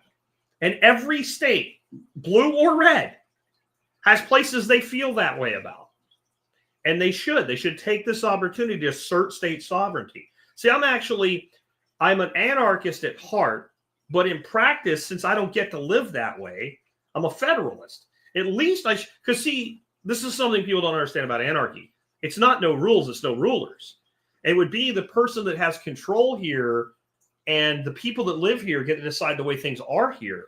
And these people over here don't get to tell those people what to do. And then the way an anarchy would actually work is you get to choose, let's say, your jurisdiction. What people have said this city does is what the city does. And what they don't do, they don't do. You'd have a lot more choice. Federalism was our founders' attempt to give us something like a functional anarchy. And trust me, if you would look at that and say, that's insane. It's not an anarchy. Relative to systems of government at the time, I guarantee you King George constantly referred to the insurrectionists in the New World as anarchists. And if you look back, especially prior to the Civil War, the difference in living in, let's say, Arkansas or Georgia or Massachusetts was extensive, and to the point that you could literally be wanted for a crime in Arkansas and go live in Massachusetts, and unless you were so valued they sent a bounty hunter after you, nothing would happen. He's wanted in Arkansas. Well, he better not go there. Wyatt Earp, when he was a lawman in Tombstone, was wanted for horse stealing in Arkansas. And if he'd gone to Arkansas, they would have fucking hung him. That's how much autonomy there was in the states. I would like that back. I would like it to mean more than it does now that you move across the state boundary. Because I think that's how we get the laboratories of liberty that our founders talked about. I actually believe, even with government that exists beyond what it should be, if you really had the ability for people in a republic to, and that's the magic of our republic isn't the way we elect our leaders and we're a representative, not a direct democracy. That's stupid talk. The actual meaning of our republic is all in the sovereignty of the state. The weaker the individual state is in its sovereignty, the more power the federal government, the power exists. The only question is, where does it lie? And when it exists with the federal government by proxy, it does not exist with the state. So the more we can create differences in the states, the more, then maybe we'll find out, some of us that are complete extreme libertarian anarchists, maybe we'll find out we're wrong. I don't believe we are, but maybe there can be too much freedom. Maybe we'll say, fuck, this state gave us too much freedom. I'm going to move to Nebraska because this state, Kansas, is too free. And all kinds of bad shit's happening because of it. Or maybe we'll find out that some people really like the way Kansas is doing things, and some people really like the way Nebraska is going to, and then we can actually live in peace with each other. Oh, you want to do that? Move to Nebraska. Oh, you don't want that? Move to Kansas or whatever. I don't know why anybody lives in either of those states anyway, but it is what it is, right? I'm just taking a shot. I don't really feel that way. My nephew, who I love, lives in Nebraska. Really good guy. We need to expand protections for food and goods, like I said, especially food, though. We are in probably the most friendly presidential administration, more friendly than it was when Trump was president the first time, toward food production and things like cottage food laws and state level protections. This is a real opportunity. This is a real opportunity to build up those protections where, again, even if there's people in the Trump administration that don't like it, it's kind of like, got other shit to do, guys. I mean, one thing about having such a big nut to crack, they don't have time to fuck around with peanuts. They got to fuck around with the big walnut. I think that states need to set up strategic Bitcoin reserves, whether the federal government does or not. And when people say, the states can't do that, Jack, the Constitution clearly states they can only make money from silver and gold. Yeah, but that's coining money. That's not a reserve. and it would also be, are they actually issuing a monetary unit on the other side of it? There is nothing that stops the state of Texas from establishing a strategic Bitcoin reserve and setting aside a fund to hold Bitcoin on behalf of the state to give the state financial stability and leverage potential. There's nothing in the Constitution that prevents a state like Texas from actually issuing bonds against a Bitcoin reserve, i.e. Masterlink. Oh, I'm sorry, I don't know why I said. I used to work for a company called Masterlink, MicroStrategy, right? I know that's kind of hard to get your head around, but a bond is not coining money. A bond is a loan to the state for a promise to repay, and that is completely acceptable. It's not, a bond is not considered money. It's a bearer instrument, which is a form of money, but it is not restricted by the Constitution. There are several Texas legislators with proposals in to establish a strategic Bitcoin reserve in the state of Texas. Any state with any brains right now should do this. And I know they're taking stolen money to buy. They're going to do shit with the stolen money anyway. Your state is more financially stable with more things in reserve for the state. It just is. And, it might even have to be liquidated someday, but it's better to have your Bitcoin reserve liquidated than like your natural resources liquidated, which is something that could really happen in the future. We also need something else. And this one, I don't think we're going to get anything done with, but states need to be doing this right now. Our biggest threat going into the future, and don't think Trump makes this threat go away or maybe even mitigates it, is technocracy, which is government by technology. The old concept of technocracy was that scientists are in charge. That's bad, but at least scientists are people. When the term first started getting thrown around, the technology that was available or even conceived of was nothing compared to the level of technology we have today and the ability of that technology to surveil, report, track, and interfere. You can set up a technocracy that literally sounds like the book of Revelations with the technology we have today. Billy did a thing that we don't want him to do, and his bank account shut off. And nobody actually makes the decision. A chain of events begins. Billy commits this act. A computer observes the act, reports it to another computer. That computer sends it to a computer that runs some sort of fail-safe check that basically says yes.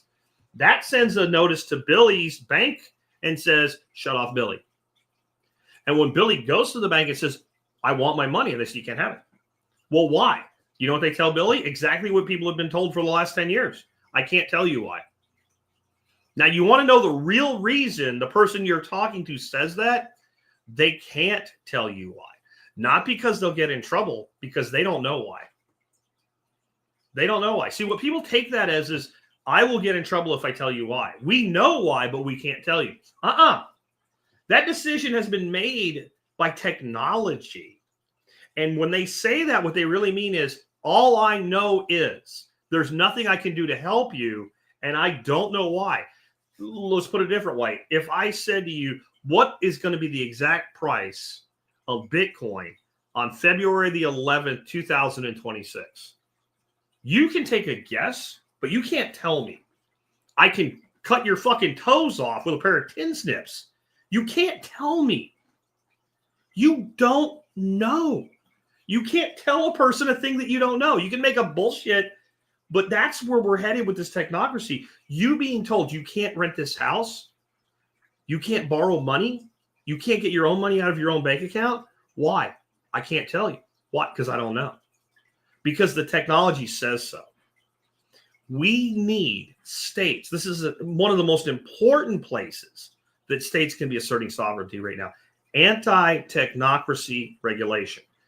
And not just the kind I'm talking about. Things like states need to be passing laws that say you can't put vaccines in our food supply and sell it in our state. And if we find out that you're part of it, we will come get you. We will bring you to our state and we'll put you in prison for it. It has to be that severe because they're literally talking about doing this shit. which means they probably are doing this shit on some level already. And the idea that this could be done in itself should scare the shit out of you. Any person, based on freaking Nuremberg, right? I mean, just for historical precedent, that is being given a medical treatment has to be fully informed about that treatment and its risks. And at least it needs, so they, I know all the time that happens. Oh, your doctor just said, get this, and you get that, and you get stabbed, and then bad or good, it is what it is. But you can get the information if you want to. That's the loophole they stand under. Well, did you ask for the vaccine insert? And it's like 18 pages of fine print you can't read or understand, but it's there. If you put a vaccine in somebody's lettuce, if you put it in their bread, and then what's the dosage? How do you do this? Like, let's say it's in 10 foods, but the person that's particularly predisposed to eat those 10 foods all the time is going to overdose. I don't care how much a doctor defends any drug maker. If you said, what happens if a person that works for you miscalculates the dosage and gives an 80-pound child the amount of a particular medication that should be given to 10 people that are 200 pounds apiece? They'd say, I'm not exactly sure because it's hypothetical, but it would be bad. We don't want to do that. There is a proper dosage per kilogram of any medication injected in the body, including stabby stabs, right? How do you control that? They don't care. They don't care about controlling it. They just care about getting it into your body one way or another. And we'll talk about why I believe that to be true today, because if I do, I'll definitely get demonetized online anyway. But I think it's our biggest risk is technocracy. And I think that Trump will love technocracy. And I'll tell you, my biggest fear with Trump is this. Trump has a track record of taking the action recommended by the last intelligent person to talk to him if that action is in any way something he might do. In other words, if somebody asks him to do something that he is completely opposed to, he ain't doing it. But if he's like, I got 4 options, A, B, C, and D. C and D are out, but I can do A or B. Whoever talks to him last is what he's most likely to do. And if you can control the flow of people who advise him, and you can, like, Trump loves civil asset forfeiture. That's one example of a thing I'm totally opposed to. Trump is for. There were some checks put on civil asset forfeiture. That's where a cop pulls you over. Why'd you pull me over? You know, the way you were driving looked suspicious. They talk to you and they ask you some questions. They come up with some bullshit reason to search your vehicle. They find nothing illegal in your vehicle, but you have $5,000 worth of cash. And they say, why do you have this? And you say, because it's my money. Where'd you get it? I earned it and I saved it over years. Yeah, I think you're lying to me. They just take your money. And then you have to prove that that money is legitimately yours and did not come from criminal activity. They don't have to prove it did. You have to prove it didn't. There were some checks starting to be placed on that. And when Trump got in, he listened to law enforcement and said, we need this tool back. Well, gee, why would you want to? Guess what happens to the money if you fail to prove it's your money? The state keeps it. And the department that seized it, they get a big chunk of it. They get to, like, buy new squad cars with it every year and shit. Gee, surely you can trust those guys. No, you can't. And so that's one place that, unfortunately, the state sovereignty movement is not going to help us because the states love civil asset forfeiture. And this is a perfect example. Like, I believe if the last person to talk to Trump on this issue explained why it was bad, he probably would have not lifted the restrictions and may even have added more. But if the last person that talks to Orange Man makes a clear, articulate argument that is any way toward where he's predisposed, that's what he's going to do. That's one of his real dangers is he's open-minded and maybe in some ways too much so. And I know people will get mad at me for that, but it is what it is. You can look at past performance and see and judge it for yourself, I guess. In the end, what I want to always remind you, we're pretty much on our own here. I know there are people. My wife today was so happy. She is a huge fan of Trump. And I love my wife, and I'm not putting her down. But I'm like, honey, our life is not going to change that much because of this. there is a lot of stupidity that will end. And I am all for a lot of stupidity ending. I think it's a fantastic thing that some of this DEI shit is going to go the way of the dodo bird. There'll be something approaching actual security on our borders, that we will at least get rid of criminal aliens. And when I say criminal aliens, I don't mean they're criminals because they came here illegally. That's the first law broken.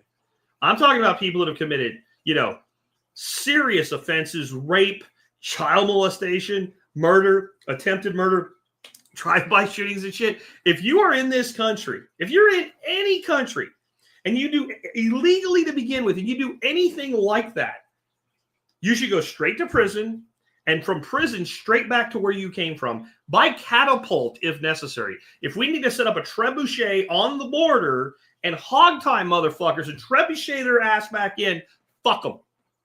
I'm sorry, we're not taking him. He's your own citizen. You're taking him back. Wherever they need to go, I don't care if we put them in a fucking pallet. We put 20 of them together, put them on a pallet, put a bunch of parachutes on them, fly them over fucking Venezuela, and drop them out of a C-130. Fuck them. You're not supposed to be here, and then you stole from somebody, you kicked them out of their apartment in Colorado, you took over an apartment complex, you started charging, like they went mafia there, guys. They were basically going around and saying, oh, you got to pay us rent too. Or we're going to throw you out of your apartment, we won't let you in. And Colorado's governor initially denied it and did nothing to stop it. Like, I'm all for that shit stopping, but in the macro, it's not going to matter as much as you think it is. To the negative or the positive. Because basically you have two types of people to make up the majority of the country right now. Trump's. I see women on social media. I'm counting down the days until I lose all my rights as a woman.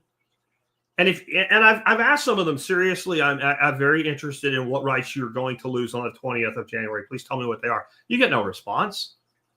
But they actually believe they're going to, because the TV said they would, but they don't know what those rights are. Haven't you seen videos of, like, especially young women? Fucking hell. Man, we failed young women that they're this stupid. They're not stupid because they're young women. They're stupid as young women because we failed them. As fathers, as parents, as community, we have failed these young women.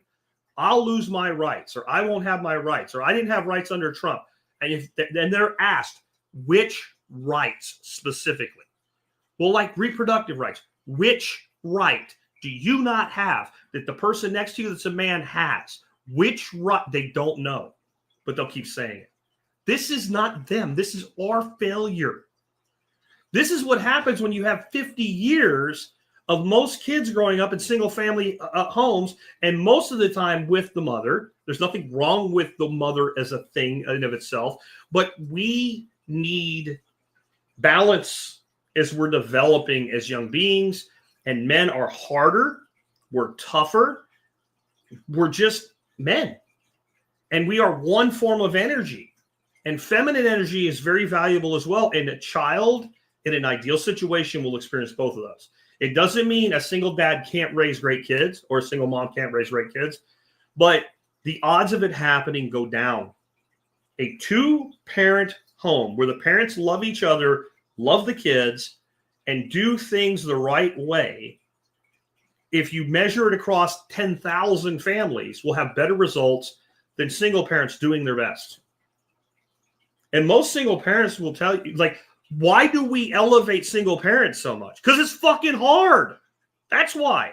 Now, the other thing that happened is over the last 50 years, and really from the 60s through the 70s, we took women out of the home.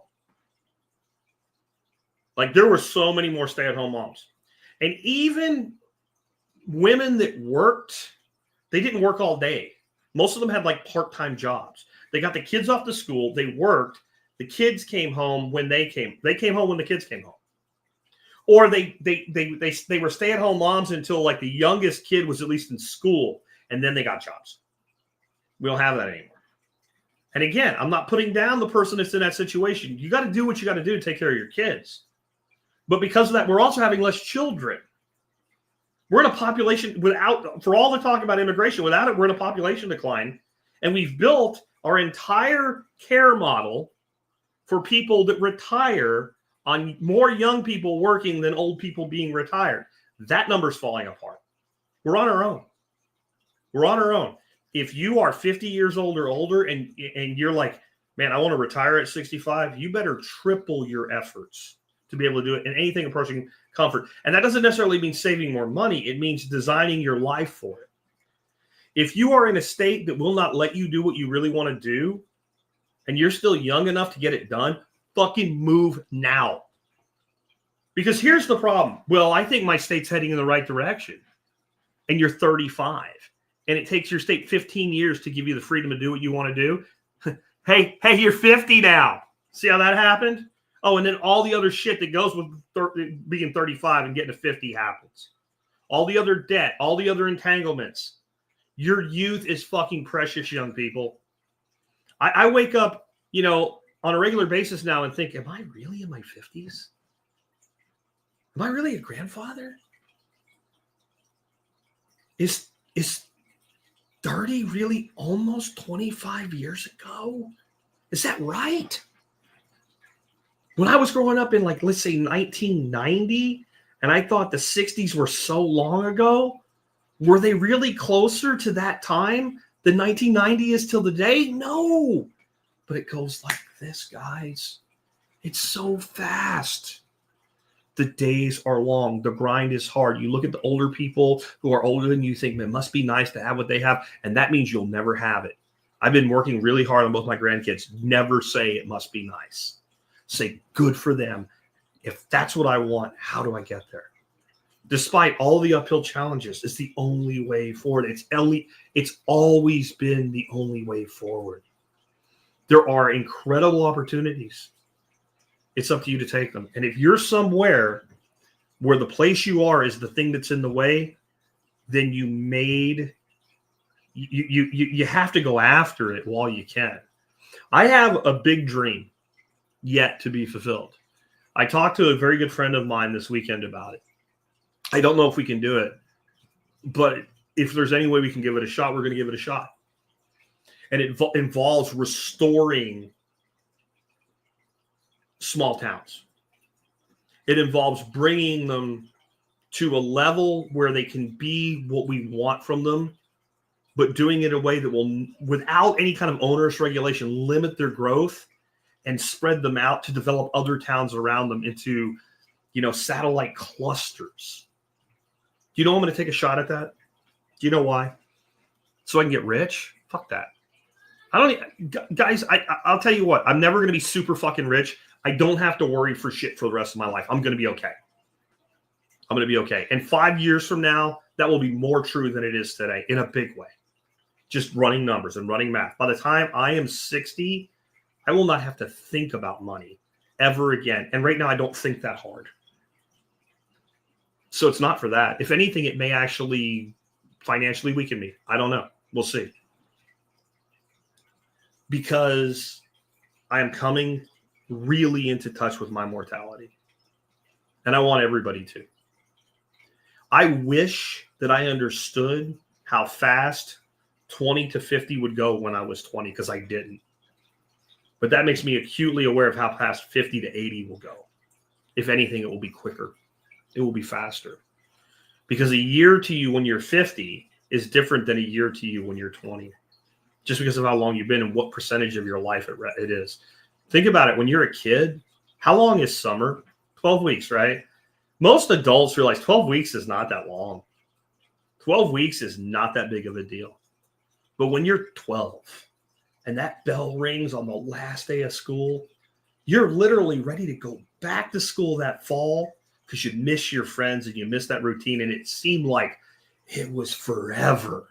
Even if you don't like school, it's the social network that you have there that's missing maybe. It's also just, if you're a guy, it's a place to meet girls or whatever it is. Or if you're an athlete, you get to go play sports. Like there's things that but my point really isn't about school being good or bad. It's about that 12 weeks. Those days in summer when it stays light out till 10 o'clock and you're hanging out with your friends. It just goes forever. It's never going to end. What's 12 weeks to you when you're 25? It's a quarter.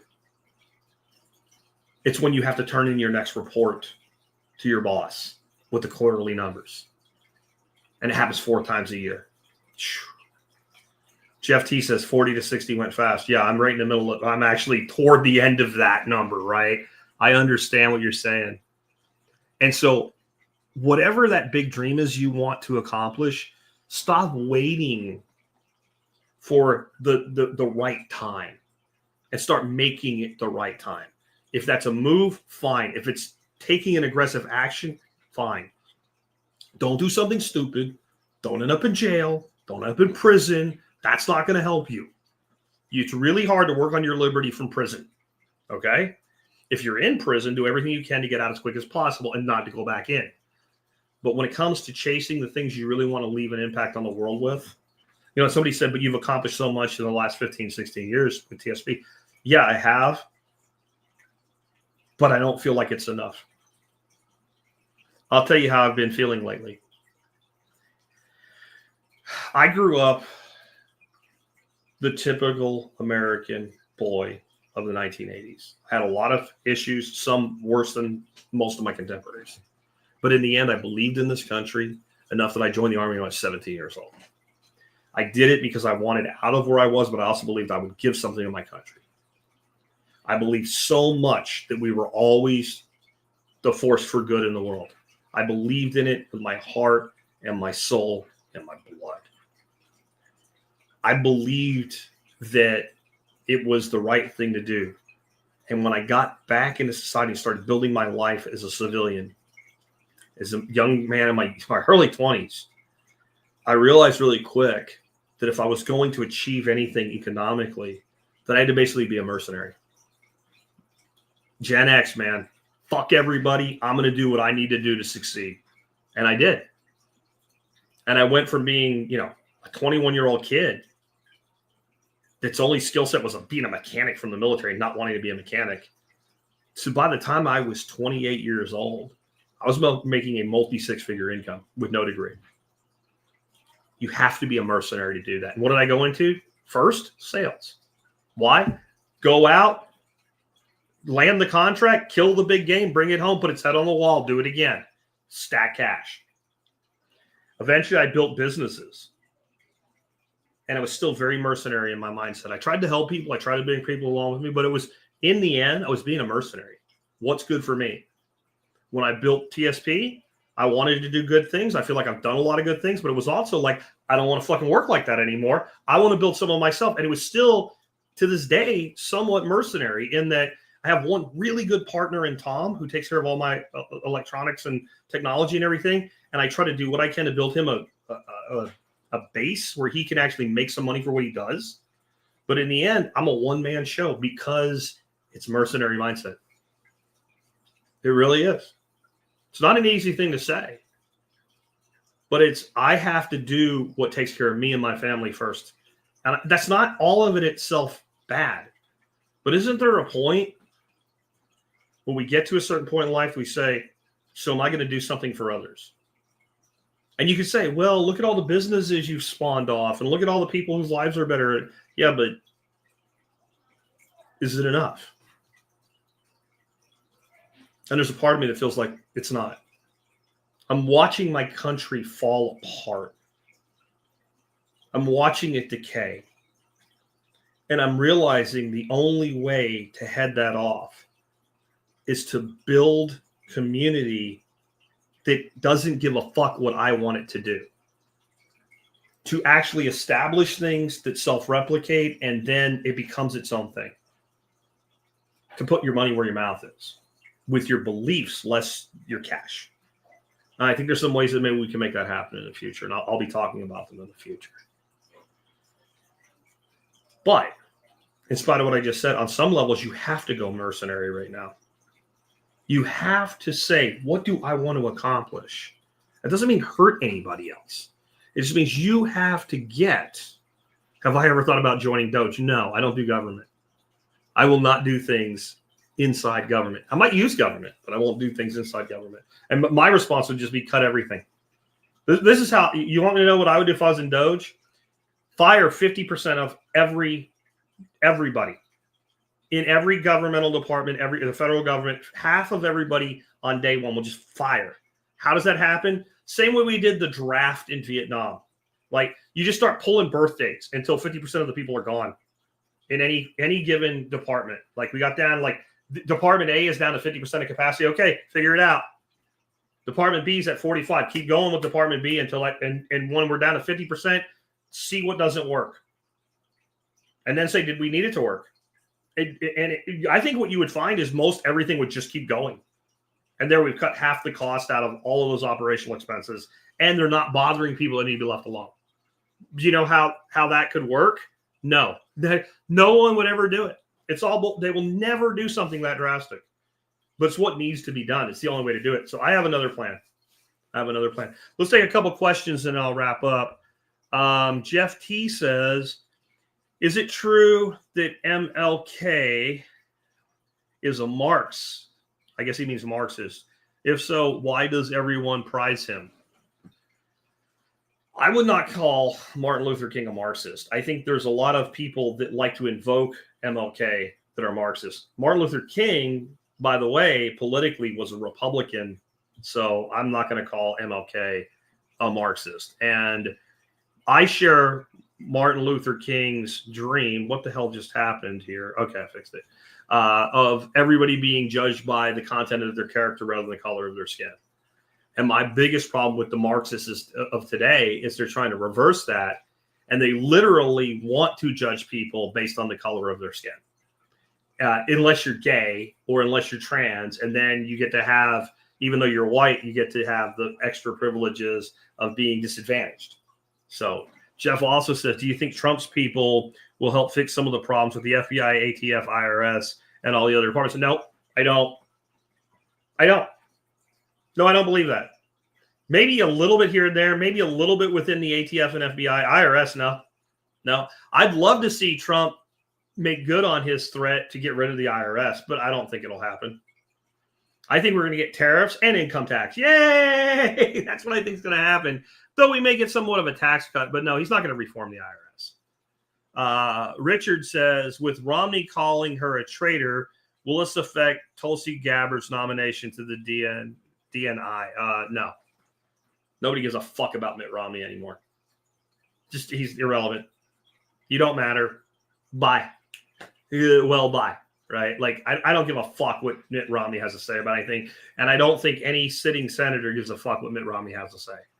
I don't think Mitt Romney was even liked. Mitt Romney is the epitome of what people mean when they say rhino. I think rhino is a stupid term because you're acting like it's the exception rather than the rule. But like, he didn't even try to hide it. Why do you think he was a presidential candidate? He was a failsafe. If somehow he wins, the deep state still wins. That was what Romney was. And Guardians for Life threw me a 10-pound or net 10 euro. Is that 10 euros? One way or the other. Guardians for Life sent me that. 9 years listening. Thanks for everything. Thanks to you. Thanks, man. I really appreciate that. I don't know if those are euros or pounds, but I'm sure it'll get converted to United States space dollars when I get it out of my my Google payment at the end of the month. So thank you for that. All right. So let's go ahead real quick and tell you guys about the item of the day today. I brought this out Friday, but it wasn't on the show because it was a flashback. This is the Thermo Maven Instant Read Thermometer. If you cook food at home, and you should because it's so damn expensive to go out anymore, and you want to make really great high-quality food, you need a good instant read thermometer. I have like the wire, like the meter probe thermometers and all, and they work great on a very thick piece of meat, a roast, or like 1 inch or thicker steaks or whatever. They don't work great under like a high-temperature salamander broiler. I cook a lot of steaks that way, thanks to the people that gave me one of those for my 15-year anniversary. Because it's 1,500 degrees and you have that outside piece up against the broiler, not good. But they work for what they work for. But thinner steaks and many other things, you need to be able to get that temperature right. I won't say much about it because we went so long today. But it's just a really great product. And they're $20 right now because they're on sale. They're normally $30. And I have this one. It's fantastic. There's a couple of things about it I really like. One, if you leave it, as soon as you open it, it turns on. If you leave it sit, it auto shuts off so it doesn't kill the batteries. Two, most of these thermometers run on these stupid, like these flat, like hearing aid batteries and shit. And they're really actually hard to actually change. When you go to close the thing on them, the way they're designed, they don't close really well. So the batteries are expensive. They don't have much longevity. They don't auto shut off, and then they're a pain in the ass to change. Where this one uses AAAs, there's one screw, you take it out, you pop them in, you're done. And I love standardization. So this is a great tool, and it's very well made. If you pick one up, you'll see.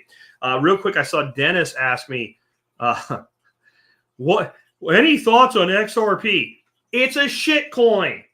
The end. That's it. I'm going to just fill this in for you guys. I know you, Dennis, and I love you, right? But I'm going to say, if you say to me, Jack, what are your thoughts on any crypto coin other than fucking Bitcoin? It's a shit coin. It's a casino. It's a gamble. But they're working. They went and talked to Trump. You want to gamble and you want to use that information on your gambling? Go ahead. It's gambling. It's gambling. It's a shit coin. Period. The only exception I have to that, if you're using it for the right reasons with the right protocols, would be Monero for completely private transactions. But that I can't get into today unless you're doing a whole bunch of other things. And the person that's your counterparty in the transaction is doing those too, it is nowhere near as private as you think that it is. It is better to work within the boundaries of the law, using all the loopholes they put in it for themselves, including the tax code loopholes, real estate loopholes, etc., than to defy the law and end up in a pen somewhere where you can't fulfill the dreams we talked about today. Catch you guys tomorrow. I don't know what we're going to do yet. I am thinking about making tomorrow's show on Bitcoin. If you'd be interested in that, let me know. And if not, and there's not enough interest in it, maybe we'll do something else.